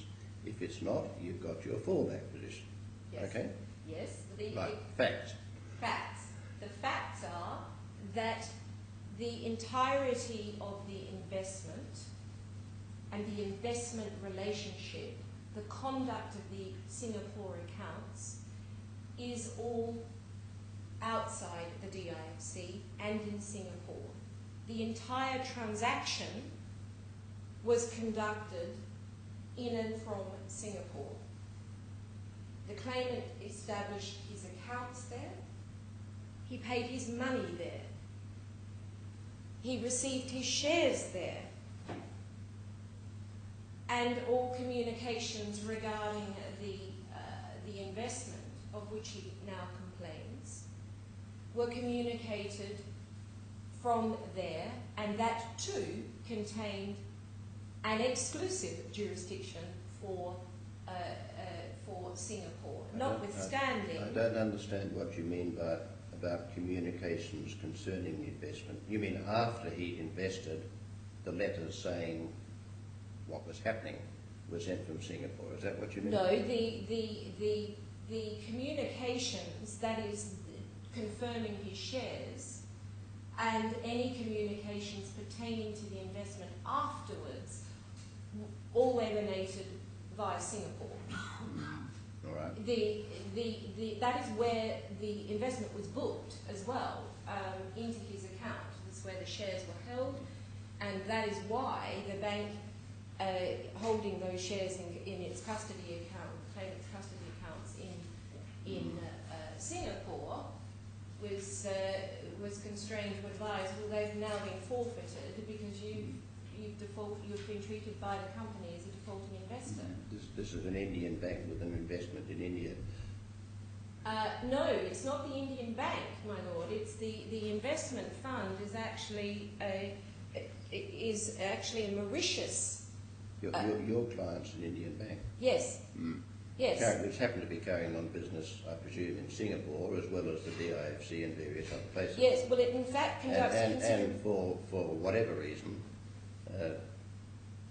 conducted this through an account in the Singapore branch. My lord, that is not at all unusual. The Singapore branch, the bank is in its entire banking capacity in Singapore. It operates as a bank in Singapore. In the DIFC, certainly at that time, it was merely an arranger of offshore arrangements. All right. Any other facts? So the entire gravamen, if you like, of the parties' relationship pertaining to this investment and the investment services agreement with Singapore is that all of the transactions, this and others, because of course the investment services agreement, would be conducted by the bank's branch in Singapore. And that is not at all unusual in the UAE, because most clients want their money out of here. So those are the facts, and those are the facts that the claimant well knew when he signed up for this, put his money in Singapore, received his shares from Singapore, and otherwise understood that the Singapore branch was doing all the business. Okay, right. Well, now we can probably move on the assumption that it's an exclusive jurisdiction agreement.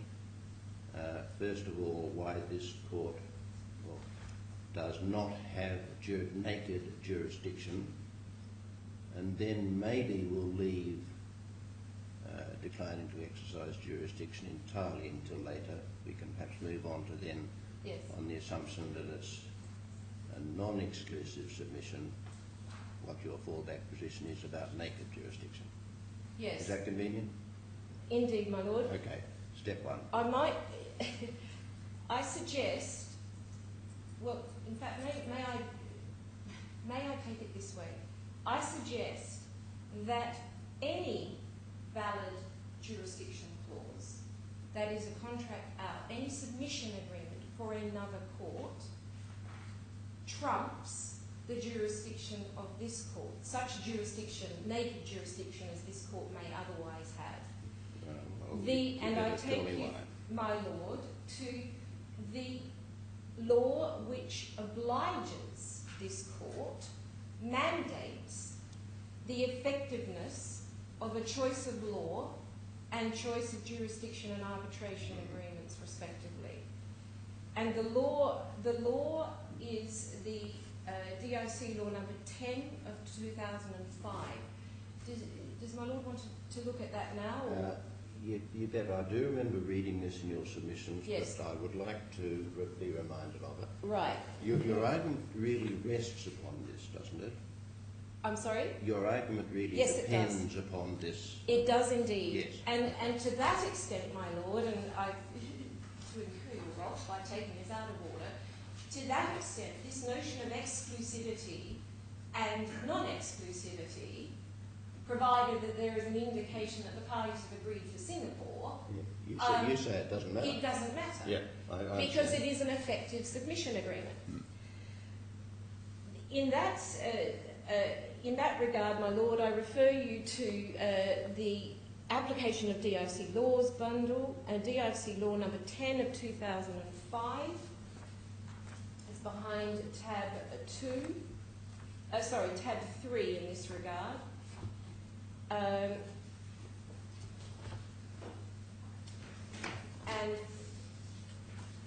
Articles 9 and 13, respectively, yes, thank you. I do remember that. are obtained.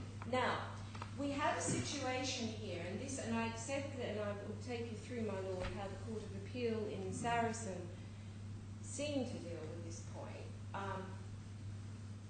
It's been suggested by fellow members of the bar that did some violence to the notion of valid jurisdiction agreements. But this point was not addressed by the court. And in this regard, I urge the following analysis of the laws. There is no doubt that the claim, as stated, giving it its highest interpretation and putting aside, of course, the time bar point, that a claim for misrepresentation against the bank and the DIFC or so on may pass one of the gateways. And in general principle, there is a situation where the court, pursuant to the gateways, the gateways recited in the judicial authority law, receives its jurisdiction. But in circumstances where the parties have contracted otherwise for another jurisdiction, we say that the court is mandated, pursuant to this DIFC law, to give cognizance to that and to render it effective. That is, the court must recognise and enforce a valid jurisdiction agreement and does not have any discretion to keep proceedings which the parties have agreed validly to include elsewhere, to conduct elsewhere. Now, there has been some suggestion, or at least an inference, that somehow that the JAL, the judicial authority law that sets out those primary gateways, which is a Dubai law,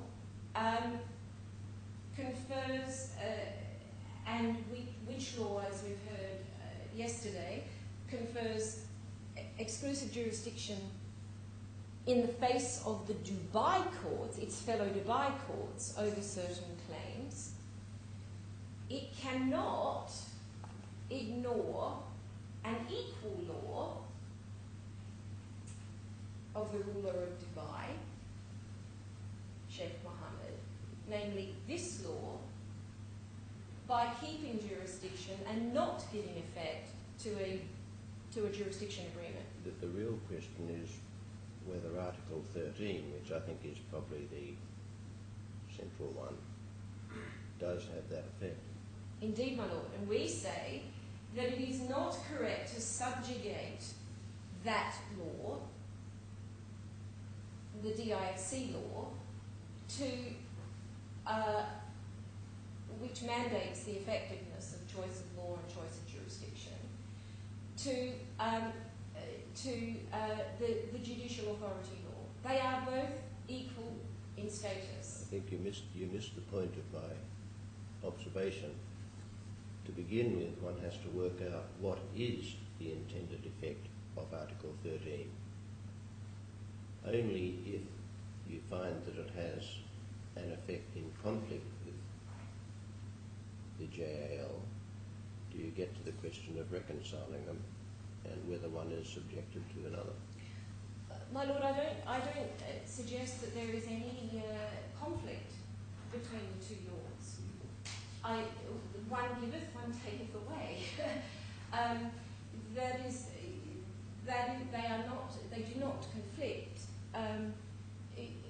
in circumstances where they are both contemplative of what cases this court may hear and what cases other courts may hear. In using that language, your submission is, as I understand it, that Article 13 taketh away. Yes. Right. To the extent... So the real question is, does it?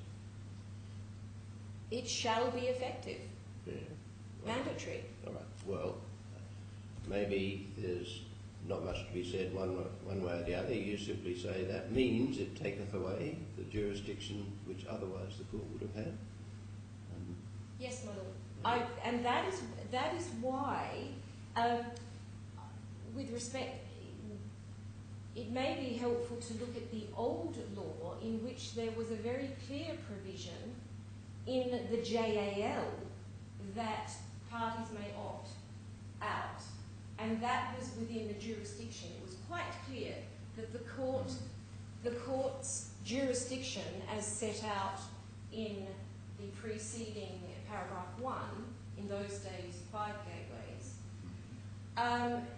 then met with the old paragraph 2, whereby there was in the JAL a clear cognizance that this court would not hear cases where there was a submission to another court.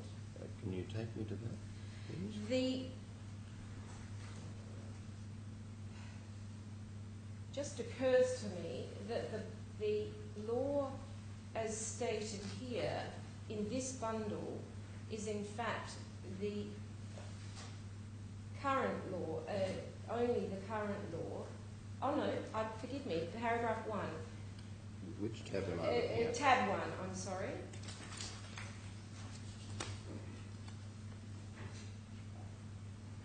Page 4, so up the top, sub-paragraph 4 of what was the old 5A1, so this is now 5A4. Notwithstanding clause 2, the court may not, forgive me, 3. Well, I'm sorry. Paragraph 3. Hang on, can I just stop you a second? I haven't quite caught up with which version of the law this is. Right, so this is the laws bundle. Yes, I have tab 1. Tab 1. But on it page says 4. It's the JAL as amended. Now, is that the law as it presently stands, or is it what you have called the old law? The old law. That is the law number 12 of 2004. It had been amended. It says that it seems to refer to amendments in 2011.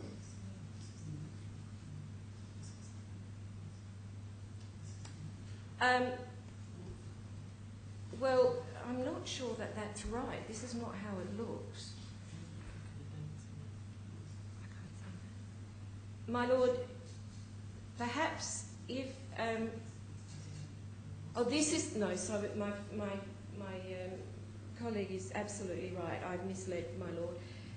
That is indeed the current law, okay, as amended. So what you do not have before you, and that is unfortunate, and I will remedy that over the luncheon adjournment, please, is the original law which demonstrates how that article was obtained, was amended.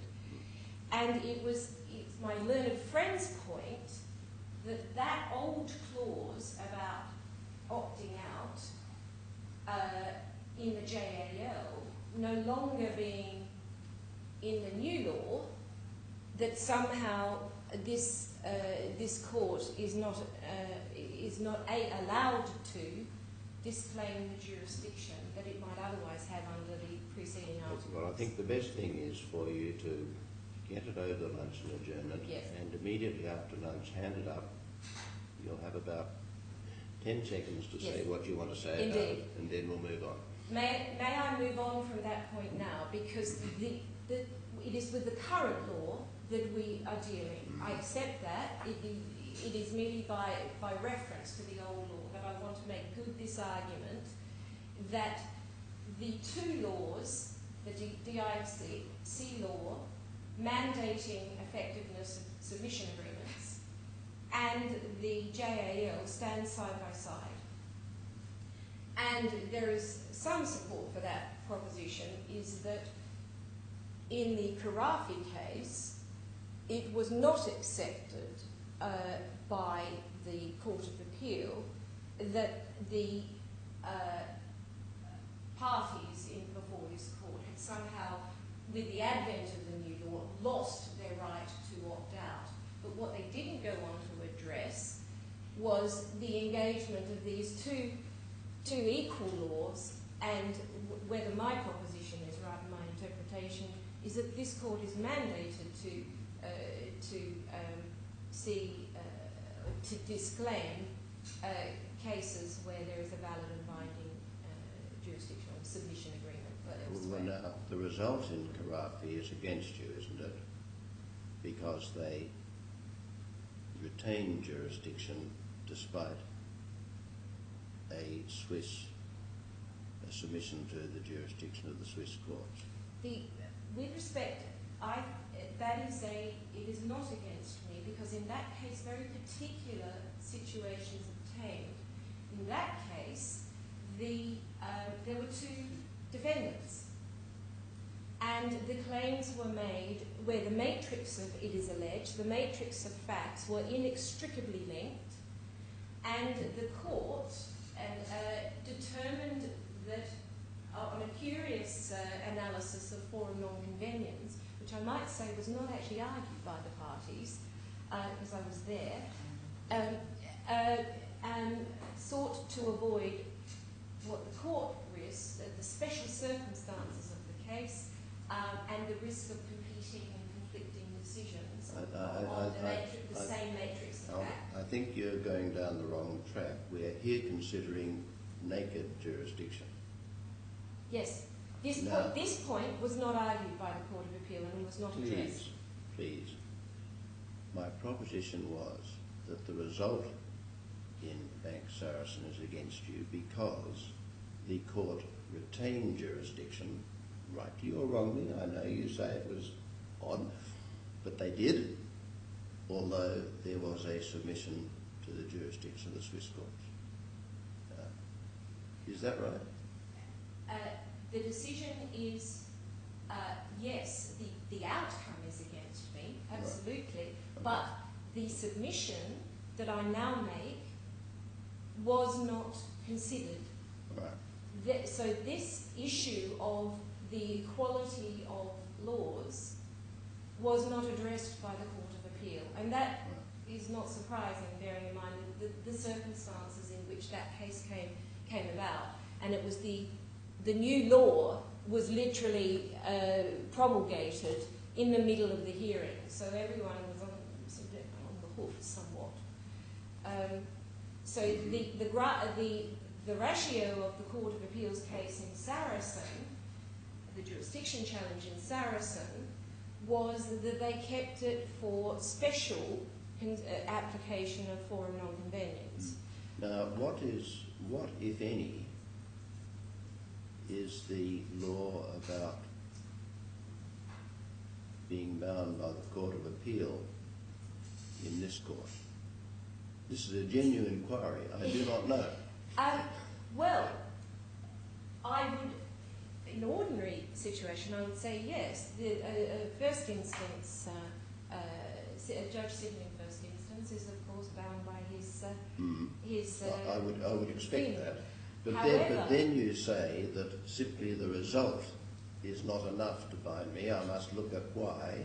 And you say, well, this point wasn't argued, so there's no why, so I'm not bound to anything. Quite so. Okay. Might I also add, with due respect in relation to this Saracen matter, another curiosity of that case, and it's not one that has been noted since, but in that case the Court of Appeal was actually sitting in first instance. And that was made... I don't think that matters. It's still a Court of Appeal. Well, yes, there were three of them, so they outnumber you, my lord.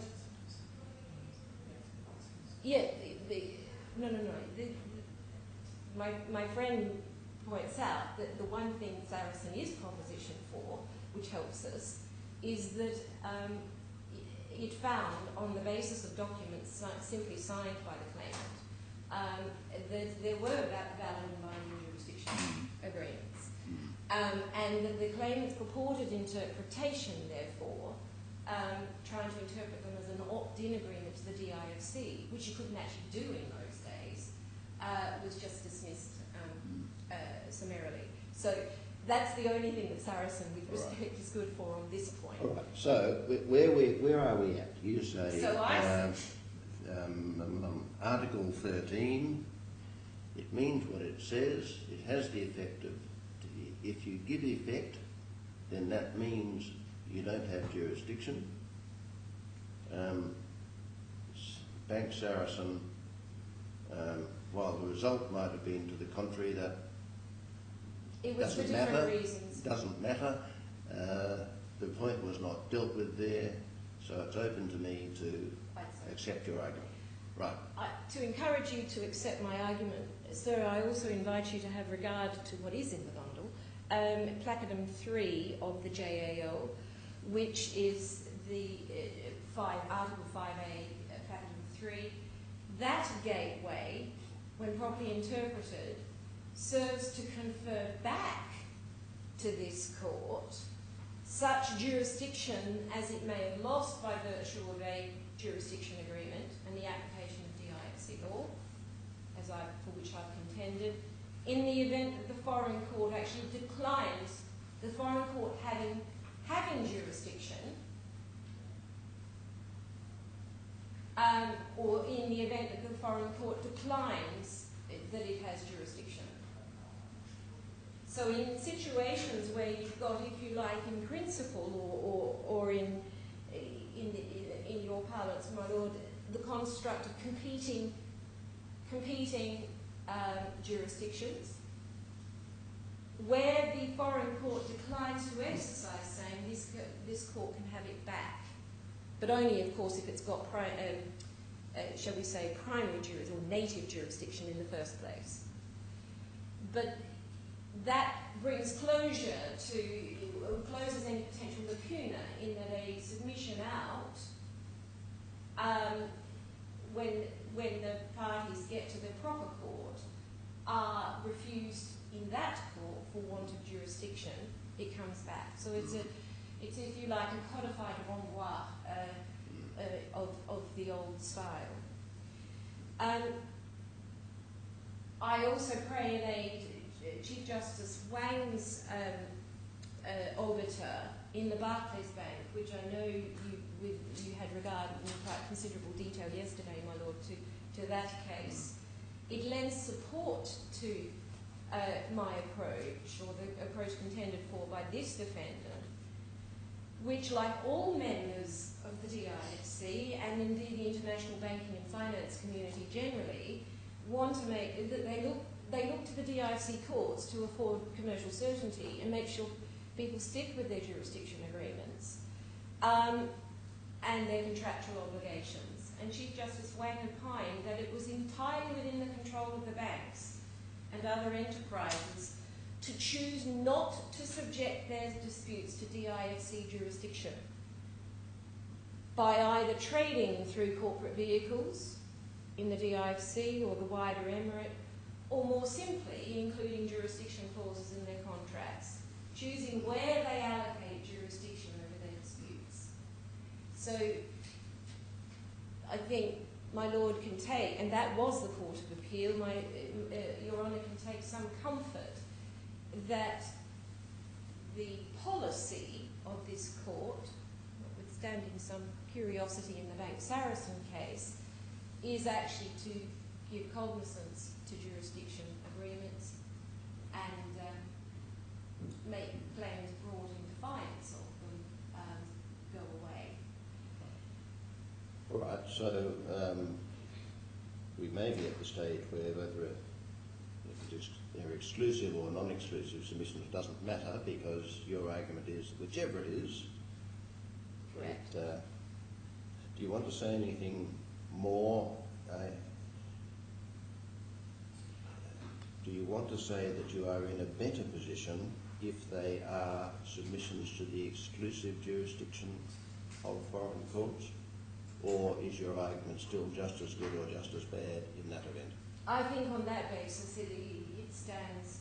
This is an effective submission agreement. The DIFC law does not distinguish between exclusivity and so on. And might I suggest, my Lord, that in this context,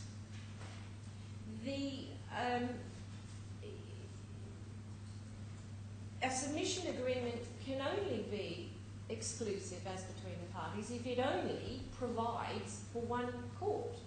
If the choice of jurisdiction is unequivocally Singapore, then unlike in some other aspects of the bank where we have a bifurcated court, the bank can choose to pursue its customer in whatever jurisdiction it might find it, but the customer in this case is obliged to submit to the chosen forum.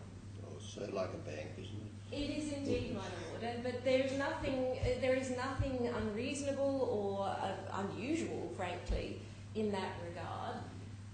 And indeed, I do hesitate to refer, my Lord, to the authorities, but there is a support for that proposition that what we call a hybrid clause or a bifurcated clause, where we can go anywhere and they can go. They can only go to. We've got them under our thumb. Exactly. Yes. Exactly. And there is not. That is not suggested that is an unviable or unenforceable clause. Right. But, because we're not really proceeding. I've lost what your point is in saying this, though. Well, that this construct of exclusivity in this case, because there is only one forum chosen, namely Singapore, it is necessarily exclusive. The other point I would make is if the word exclusive in the context in which Your Honour raises it is by reference to the JAL, our submission is that renders exclusive jurisdiction in the division of jurisdiction of the courts of the Emirate of Dubai under the Constitution of the UAE. It cannot avail to this court exclusive jurisdiction in the face of international courts, that is out with the courts of Dubai and the legal system of Dubai, of which this court is merely one, to suggest that foreign courts having jurisdiction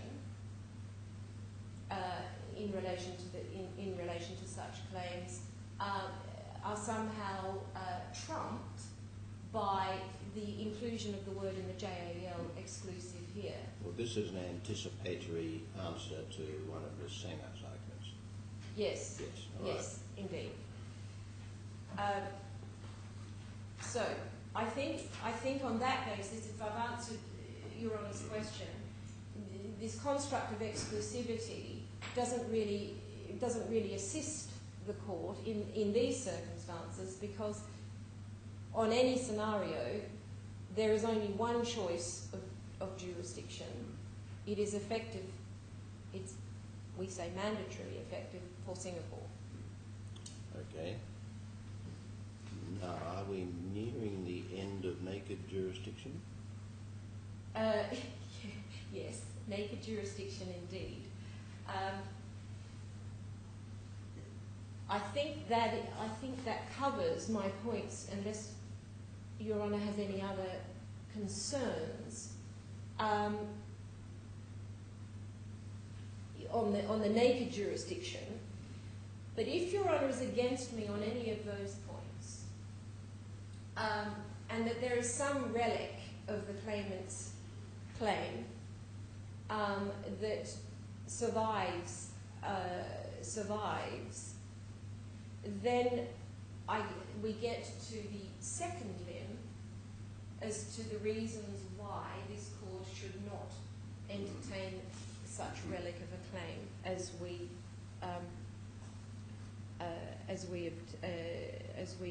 invite the court to do. And in large measure, all that I've said before informs the reasons as to the circumstances that you should take into account. It does. I can see that, but here, for your purposes, you would prefer me to regard the submissions as submissions to the exclusive jurisdiction of the foreign court, because that would strengthen your case. Yes, I think that's right, my lord. That the interpretation of the court is one.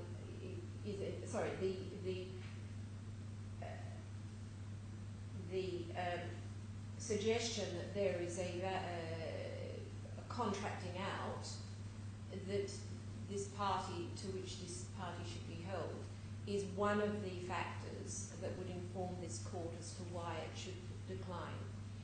Now, in that situation, I come back, of course, that as a matter of fact in this case, there is only one choice of law. There is no doubt that the submission agreement is for Singapore. So again, this notion of exclusivity is perhaps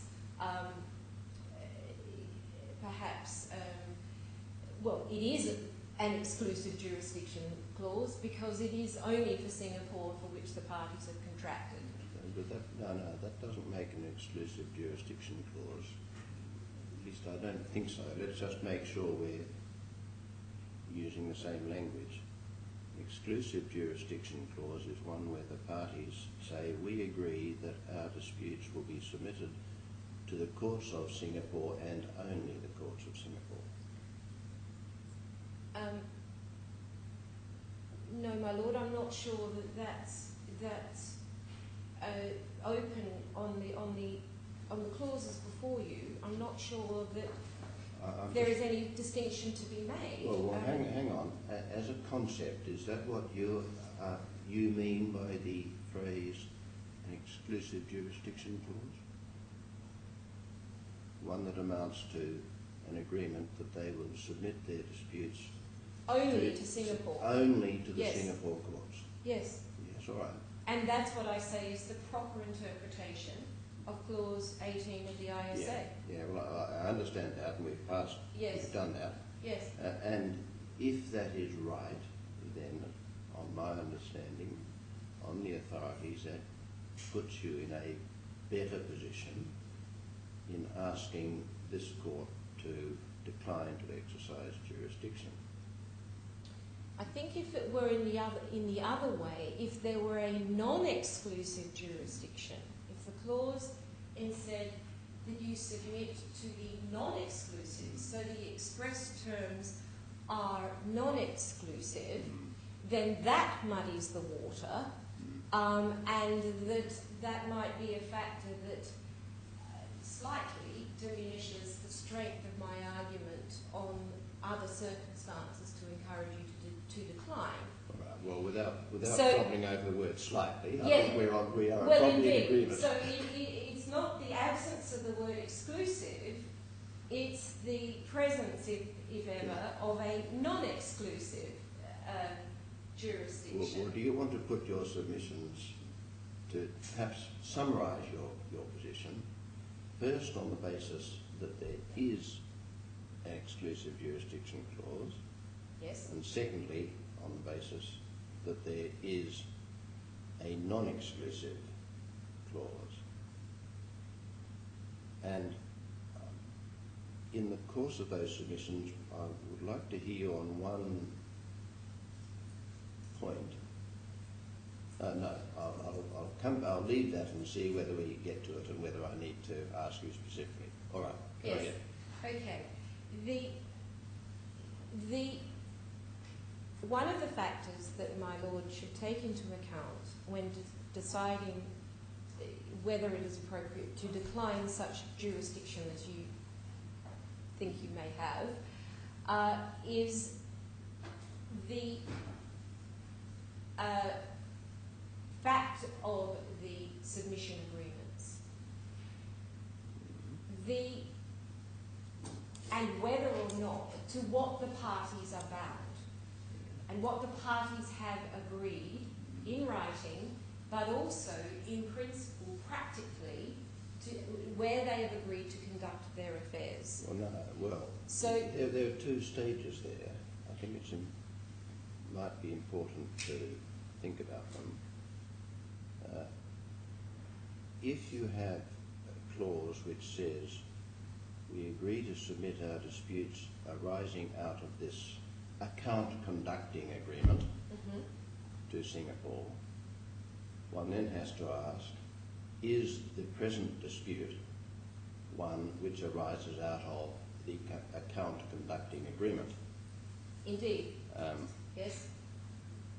Even if it does not, I suppose it's possible to say, although the strength of it may not be so good, well, because they agreed on that, even though this dispute does not arise out of the account conducting agreement, that is a factor Correct. in deciding to leave this dispute to Singapore.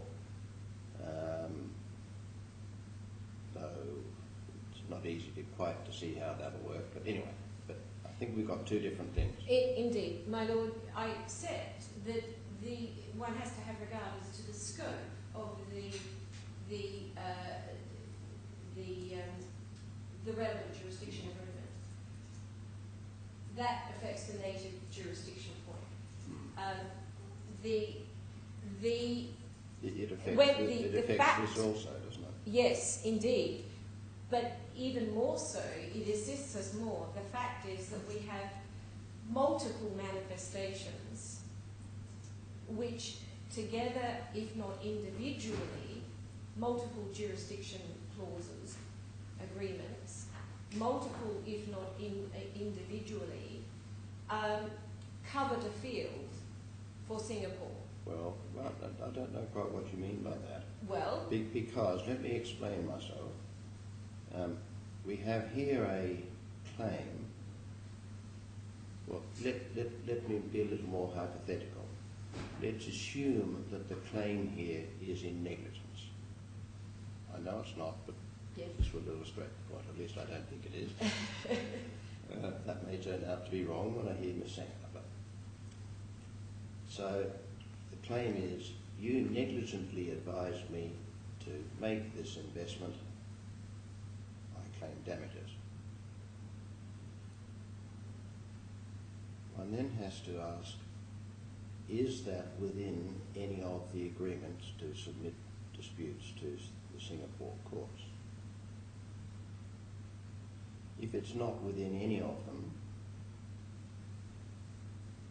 then it's not easy to see how the existence of those agreements to submit to the Singapore courts has any part to play at all.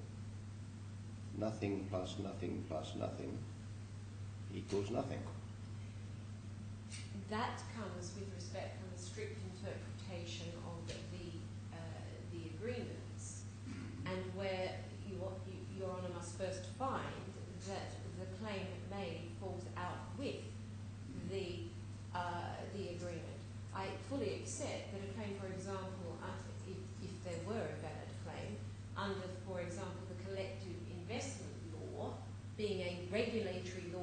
this jurisdiction, I might have some difficulty in convincing that my lord, that a jurisdiction agreement contractually can take a regulatory claim out with the DIFC. Well, it seems to me that then we do need to get beyond the hypothetical example that I put, and I would like your submissions on whether the present claims, appreciating that you say they're not clear, but doing your best, are caught by the various agreements to submit.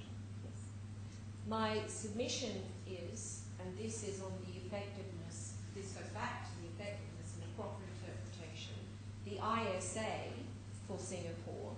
This agreement is governed by the laws of Singapore, and the parties submit to the jurisdiction of the courts of Singapore in all matters pertaining thereto. Right.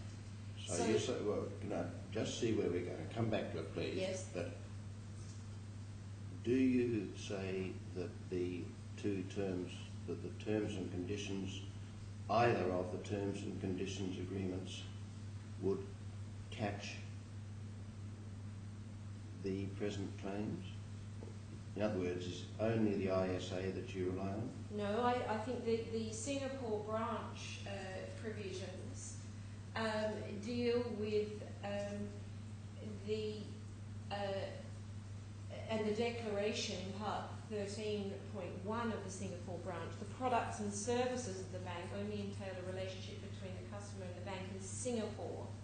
So whatever the bank did for Mr. Bhatia regarding this investment falls squarely within the Singapore. All right, so you rely on Yes. that as well. Yes. And what do you say, perhaps against your client's position, but we might look at, Yes. about the DIFC terms and conditions? The DIFC that I accept, I would have greater difficulty that were there a regulatory claim made against my client in the context of that client agreement, which is the DIFC branch terms, pertaining to the whether or not he had been appropriately categorised as a client, whether they could do business with him at all, for example, or whether or not they were out with their licence or in breach of the financial services prohibition, for example, which is of course the gravamen of the Bank Saracen judgment very recently. Those were decisions made on regulatory claims, and on the Bank Saracen also found as against the DIFC defendant that claims were in fact pleaded under contract in the DIFC. In this case, no such claim is pleaded. So it is the DIFC branch agreement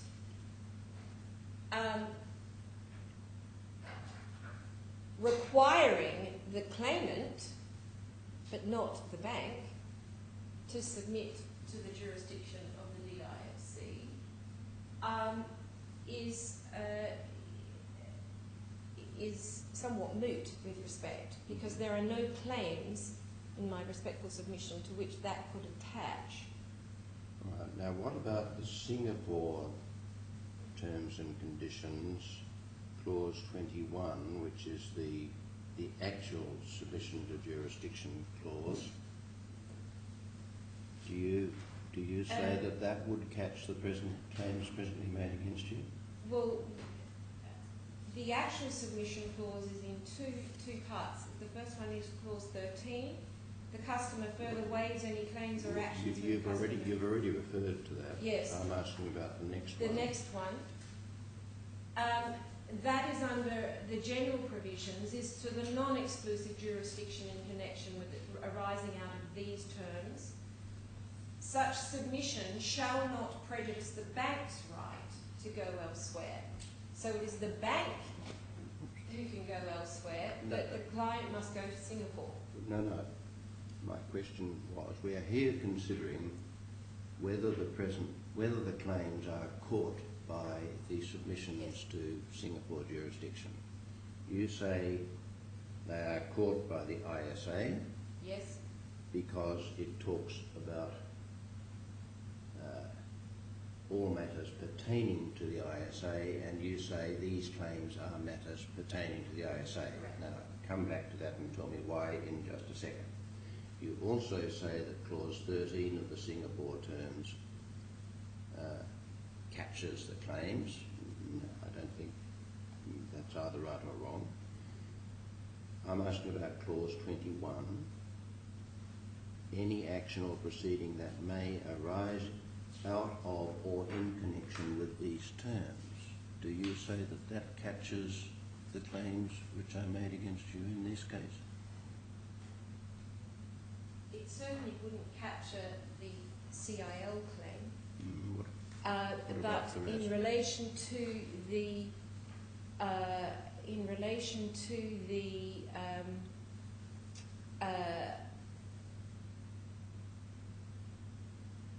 well, what I understand of the other claims that we failed somehow, we failed and we unlawfully forfeited his investment. That's not the claim. Well, it is a claim. The misrep claim, I accept we may have some difficulties because that's all pre-contractual. The claim, insofar as we can understand it, relating to post-contract conduct of the bank, then that falls squarely within the Singapore branch because it was only the Singapore branch who could do anything. No, that's not the question. I'm sorry. So I really think we need to be precise. Yes. I'm going to push Nail you. me on this, yes. Yes.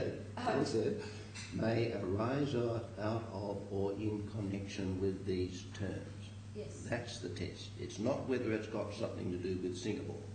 No, forgive me, but the terms govern what the bank did in relation to Mr. Bhatia. Well, And the bank... I'm not so sure about that. The terms seem to deal with how an account is run. It is, all of the terms are in several parts. The terms deal with how the banking function, the banking relationship with the customer is to be engaged. So, and the terms govern the client relationship, the banking relationship with the client, together with the ISA. Well, all right. Anyway, righto. I think the result is you say that Clause 21 would catch these claims, is it? Yes, or part of them, yes. What bit wasn't captured by the ISA is otherwise captured by Clause 13 and Clause 21 regarding the banking relationship, the bank's entire relationship, frankly,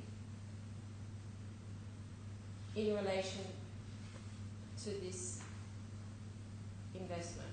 All right. But you say that with the possible exception of a claim under the CIL, the DIFC terms would not. Is that your position? Indeed, because there is no claim made in our respectful submission that suggests that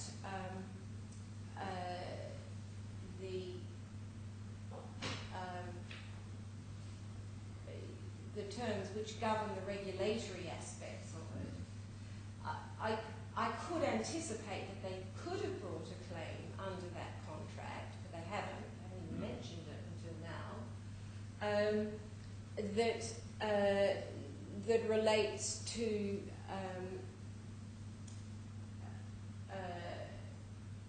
a claim for breach of contract against the DIFC branch.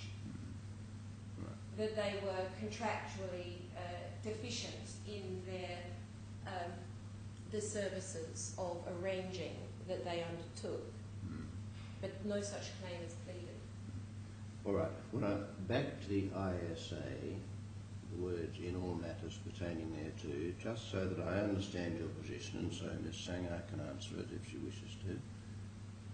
Why do you say that these claims are matters pertaining to the ISA? Because when one has regard to the ISA, that effectively frames the relationship of all that the bank is doing for the claimant. That is the terms of their business arrangement. That, together with the pure banking function of holding accounts, and to the extent that there is any inconsistency, then, or well, there's not inconsistency, to the extent that they overlap, the ISA is perhaps the more apposite arrangement, the apposite agreement, that being one of express terms, the other one being one of general terms. All right. Well, now, we're at the stage, I think, where I've got your submissions on why the submissions would catch these claims. Then we get to the stage, right, let's assume they're exclusive submissions to foreign jurisdiction and the claims are court. Yes. Why should I decline to exercise jurisdiction? Alternatively, if they're not exclusive, ditto, why should I decline? So let me hear you on that. You should decline to exercise jurisdiction because this court should give effect to a commercial party's bargains. This court... Bank Saracen contains a passage from, I think, the Eleftheria. Yes. Which it says represents the law on this subject. I take it you say it does. No, with respect. Okay. All right. That was you can perhaps join, I can enlighten do you the want court. to join me in saying the Court of Appeal is wrong? Yeah. I think they know that those are our respectful submissions. Indeed, I've written articles insofar as I contrive any academia on the topic, my lord. Okay. I've been heard long and loud on the topic. The Court of Appeal in Saracen found, and I referred to paragraph 109 of that judgment, it's in the bundle, is with respect to curiosity. The court, in fact, states that it heard party submissions in that regard. It didn't.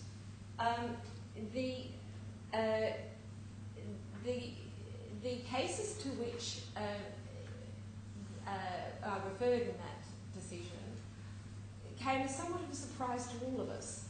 The parties were not heard on that, and indeed it wasn't the claimant's case. The claimant's case is something entirely different, namely that the provisions of the jurisdiction provisions that were relevant to the contract with the second defendant, the Swiss bank, were, notwithstanding the fact that they were pointing to the DIFC, and that the bank had opted into the DIFC. That is, the Swiss bank had opted into the DIFC. The court was having none of that. The court found entirely to the contrary. It said there is a valid and binding jurisdiction agreement which covers the field for Switzerland. However, because of exceptional circumstances of this case and the risk of conflicting decisions in circumstances where claims are pressed against two defendants, the factual matrix of which the court found was likely to be inextricably linked, that under special consideration the court would exercise its discretion and keep it here on foreign non-convenience grounds. Well, as I submit, my lord, that came as a complete surprise to all of us. What are you saying? That they did exercise their discretion in that way? Or? Yes, But hang on. Yes. I think you are racing ahead, because I was simply trying to ascertain whether you agreed that the correct principle was stated in Bank Saracen, even though you might say that they then went on and got all wrong in the application of the principle. What I have in mind is paragraphs 113 to 115. I just want to see where you in the treatment of the might have common ground. Do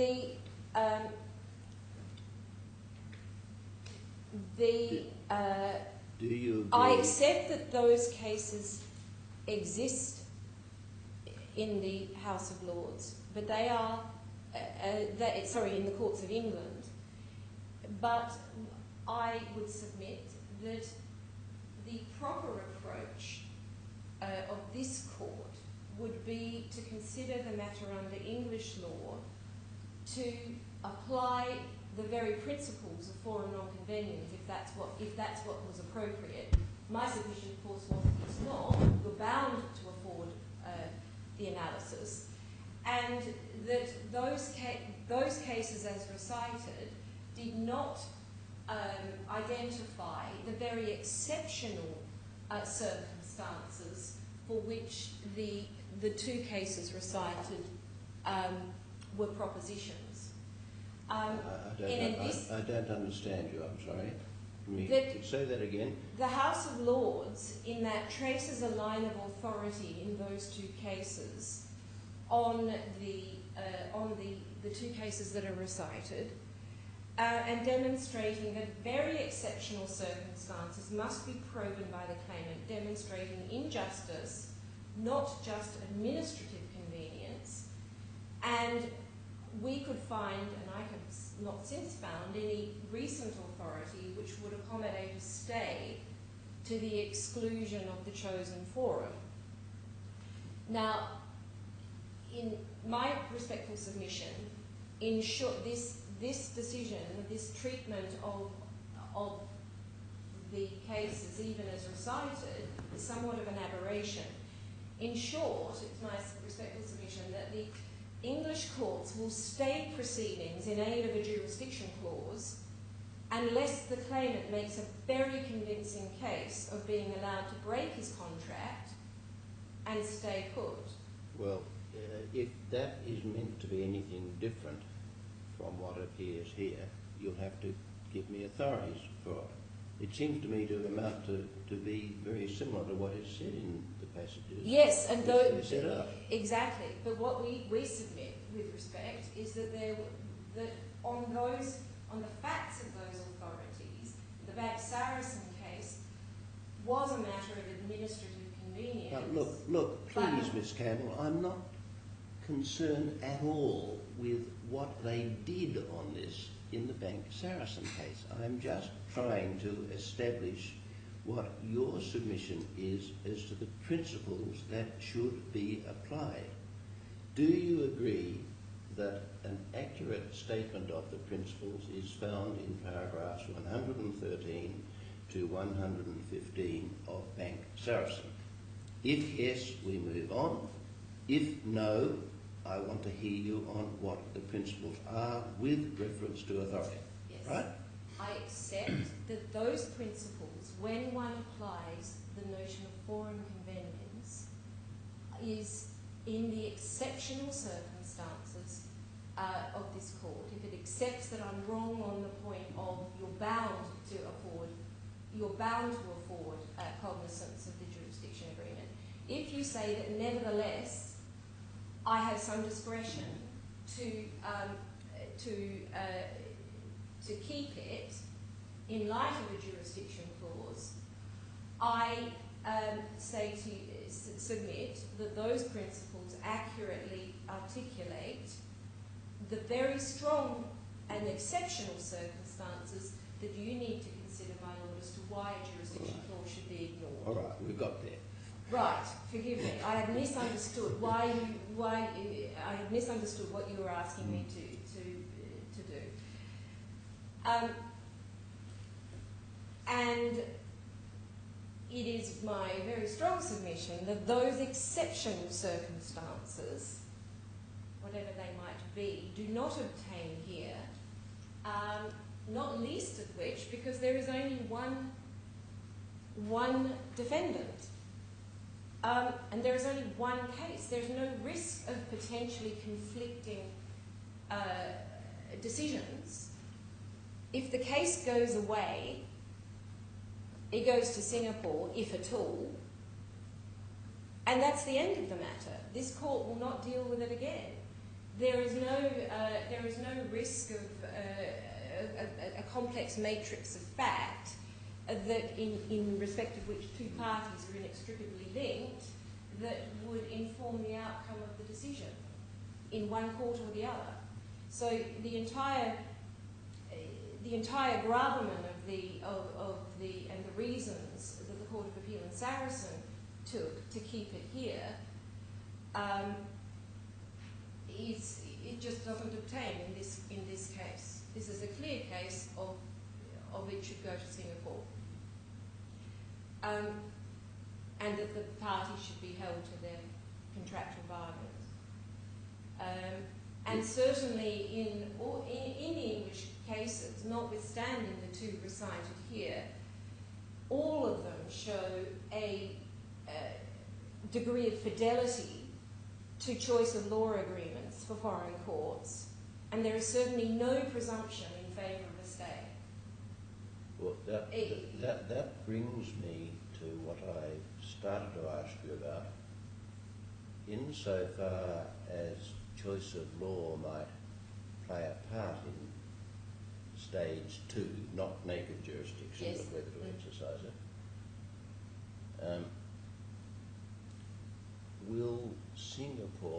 how is Singapore law likely to arise in resolving the claims?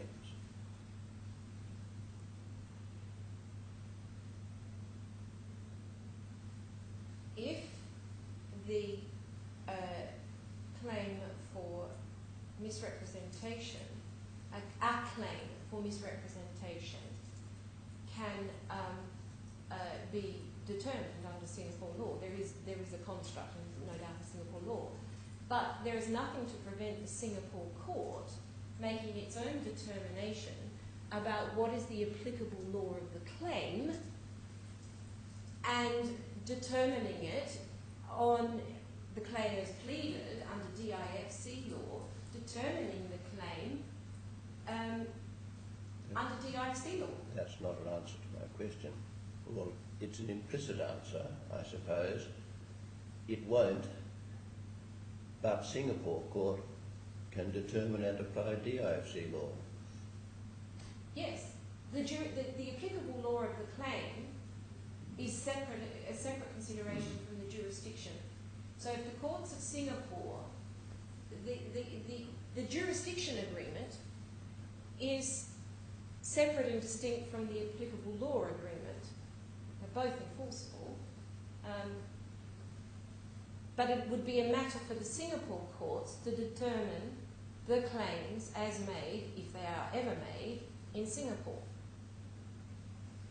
Applying DIFC law? If that's what they say if that's what they find is the appropriate law to apply. The same way as in the reverse here in Saracen, the claims against the second defendant having been brought here, kicking and screaming, were determined under Swiss law. So the judge heard at length Swiss law, because those claims were made under Swiss law. All right. But that is, with respect, not a matter for Your Honour. That would be, if it ever occurred, to be a matter for the Singapore courts to determine whether or not they would receive a claim under any other law. Now, you said close to the beginning that you really wouldn't be saying much about forum non-conveniens, and I take it you meant that you really rely on principles of giving effect to choices of Singapore jurisdiction, Yes. and that if that doesn't work, you really don't put forward a case of forum non-conveniens. Is that the position? To suggest that this court, when one weighs the sort of the other expediada convenience types of the matter, there is not a suggestion that this court couldn't physically accommodate, the parties could not accommodate the case here, and that this is a completely inappropriate forum. It did strike me that it would be difficult to make out a spiliata case if you went Indeed, and I don't on seek the to, jurisdiction clauses. Indeed, I don't seek to, other than to say that the conduct of the account and the communications and so on, and insofar as there will be witnesses in Singapore. In fact, any DIFC witnesses have long gone. They are in India and around the globe. But that I can't adduce, I would suggest, evidence of a great injustice were this bank to be stuck in the DIFC. Yeah, thank you. That's sensible, if I may respectfully say so. Thank you. Well, I did start on that proposition, my lord. I know I've taken you round the houses on some of the authorities. I should submit, my lord, that it is of great significance to this community that this court determine the effectiveness of jurisdiction clauses and the consequences of them. These are absolute routine banking documents. It is not at all unusual transaction to take the entire relationship offshore, and indeed it is well advised. And the DIFC certainly at that time, less so now, was just simply not equipped to conduct the full spectrum of investment advisory and banking functions that the Singapore branch, or indeed other jurisdictions, Switzerland and the like, obtained. So it is for that reason that we want to get some cognizance and to certainty regarding the effect of jurisdiction clauses, and indeed to make sure that, shall we say, badly pleaded claims don't wriggle through without proper consideration of the obvious contractual relationship between the parties and for what they contended.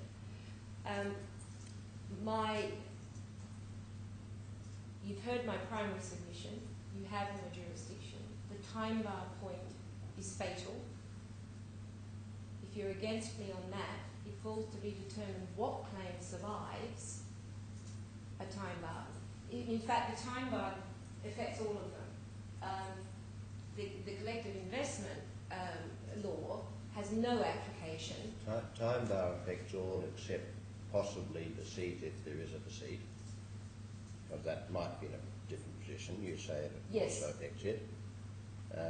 Your argument about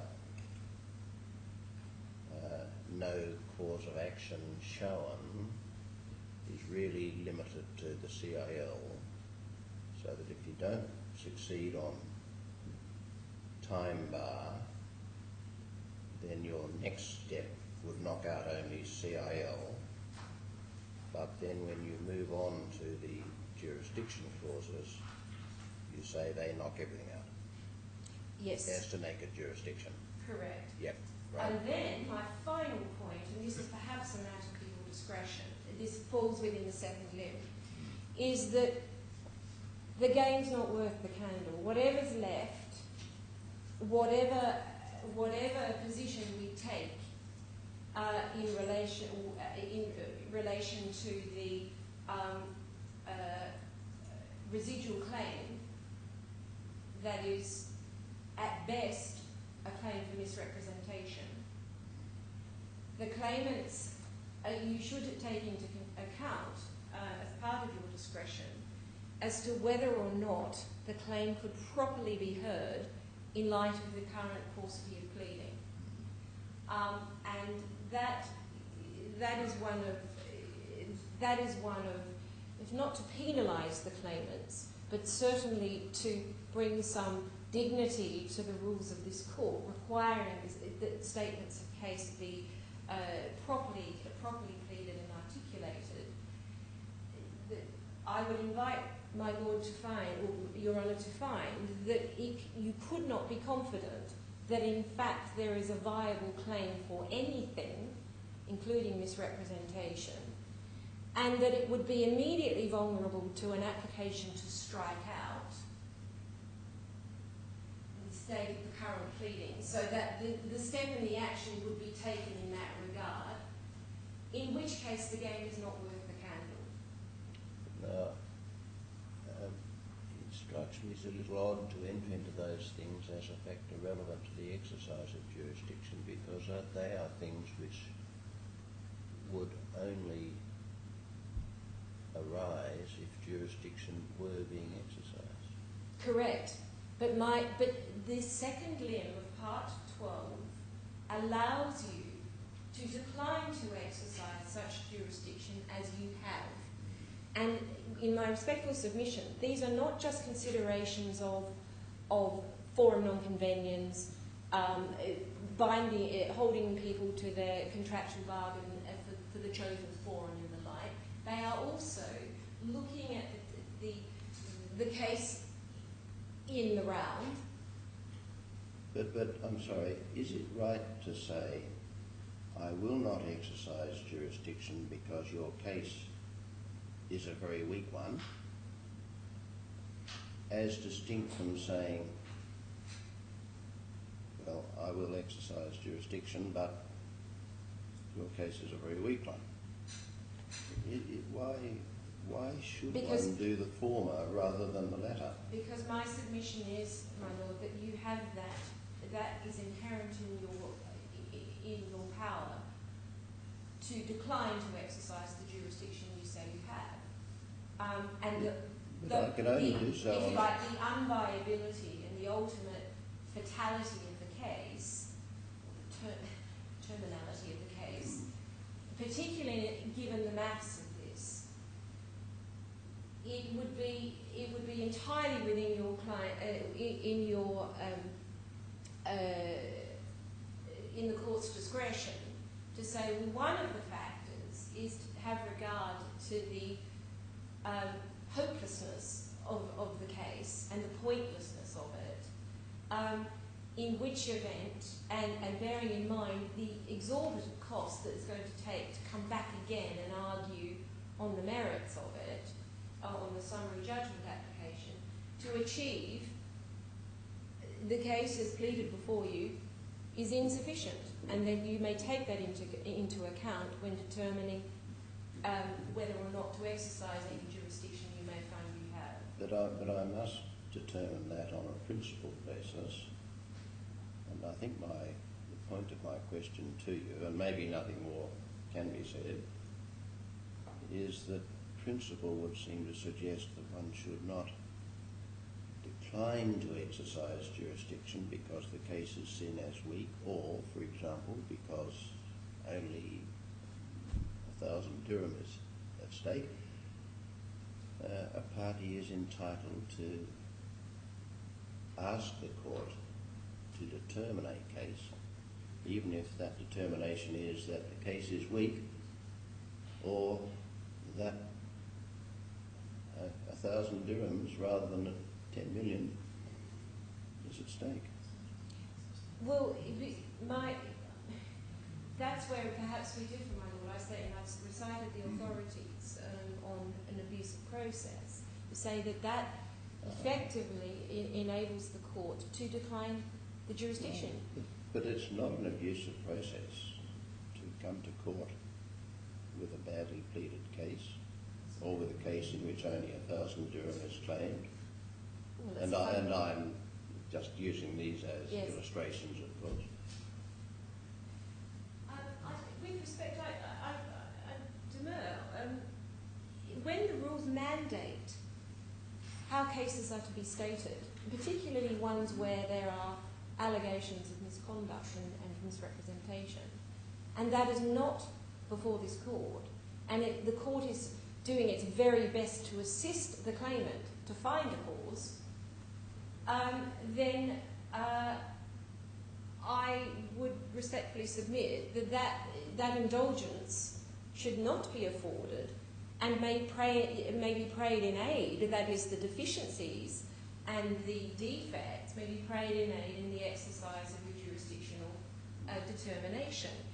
You have an inherent power under the case management. It's not just Part 12 we've applied under. We've applied under the inherent jurisdiction, so-called inherent jurisdiction of the court under Part 4, which enables this court to manage and decline and to stay proceedings on the exercise of discretion. And I would submit that it would be an entirely principled and responsible decision of this court to rid itself of a defective, wholly defective small claim, in circumstance, having in mind what could only follow is an inevitable application to strike out, likely success on that endeavour, and moreover the exorbitant costs that would entail.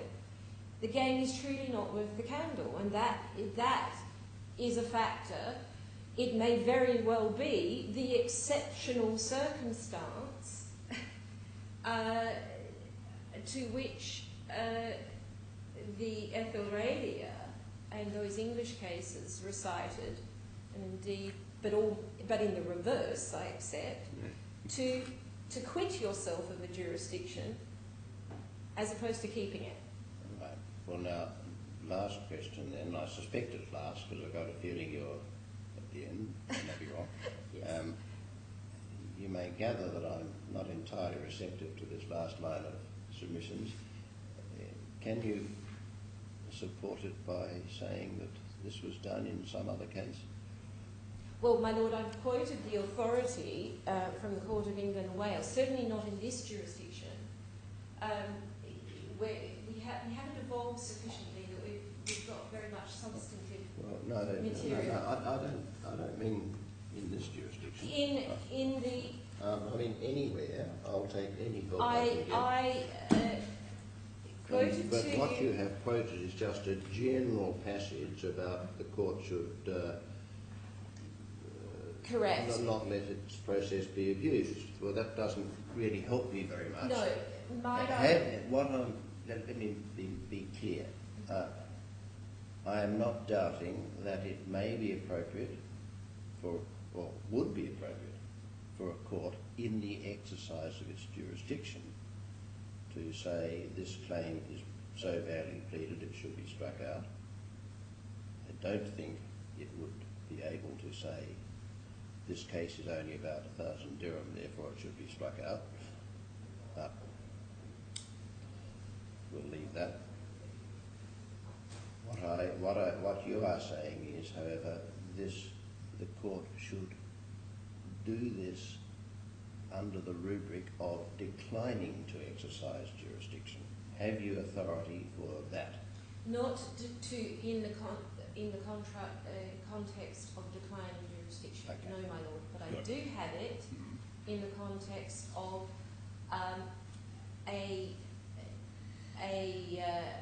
what was essentially an existentialist argument in the Court of Appeal in England on the Dow Jones case, where in that case the court unequivocally had jurisdiction. It couldn't, again, because of the in personam nature of the court. But it did not allow the claim to proceed on the basis that even though there was a technical foul, the claim was dismissed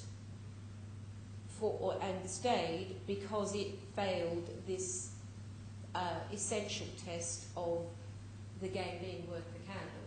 Yeah. And it was bound, even if it were not bound to fail, it wasn't going to give the relief that the claimants obtained.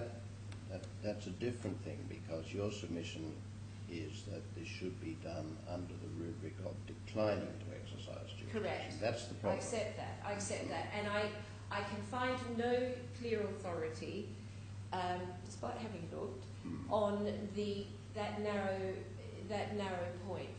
Right. But that should not deter, my Lord, in light of the overriding objective and in light of your other powers to stay in under Part 4. Your case management powers, and that, I remind the court, is the application before this court. It's not just under Part 12.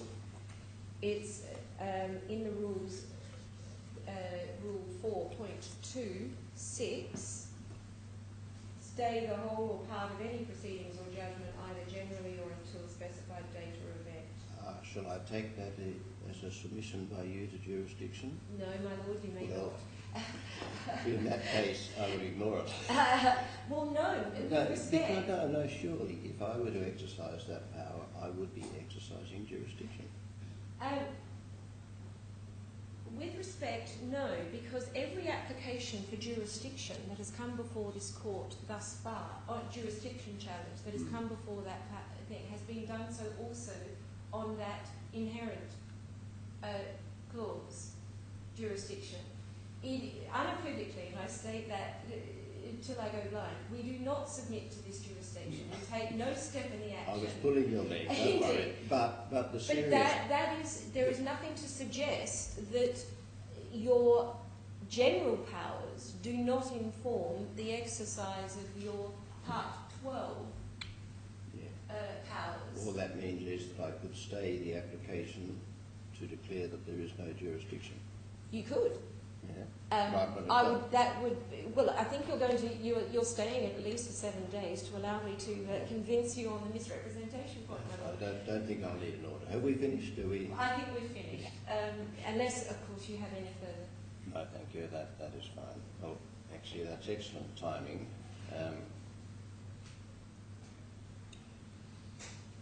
When we come back at 2, you'll have about 2 minutes. You've got 2 things to do. And then we'll get to you. How long do you think you will be? About 40 minutes, Your Honour. All right. Well, we should be okay for the afternoon. Thank you. Shall we adjourn till 2? All right.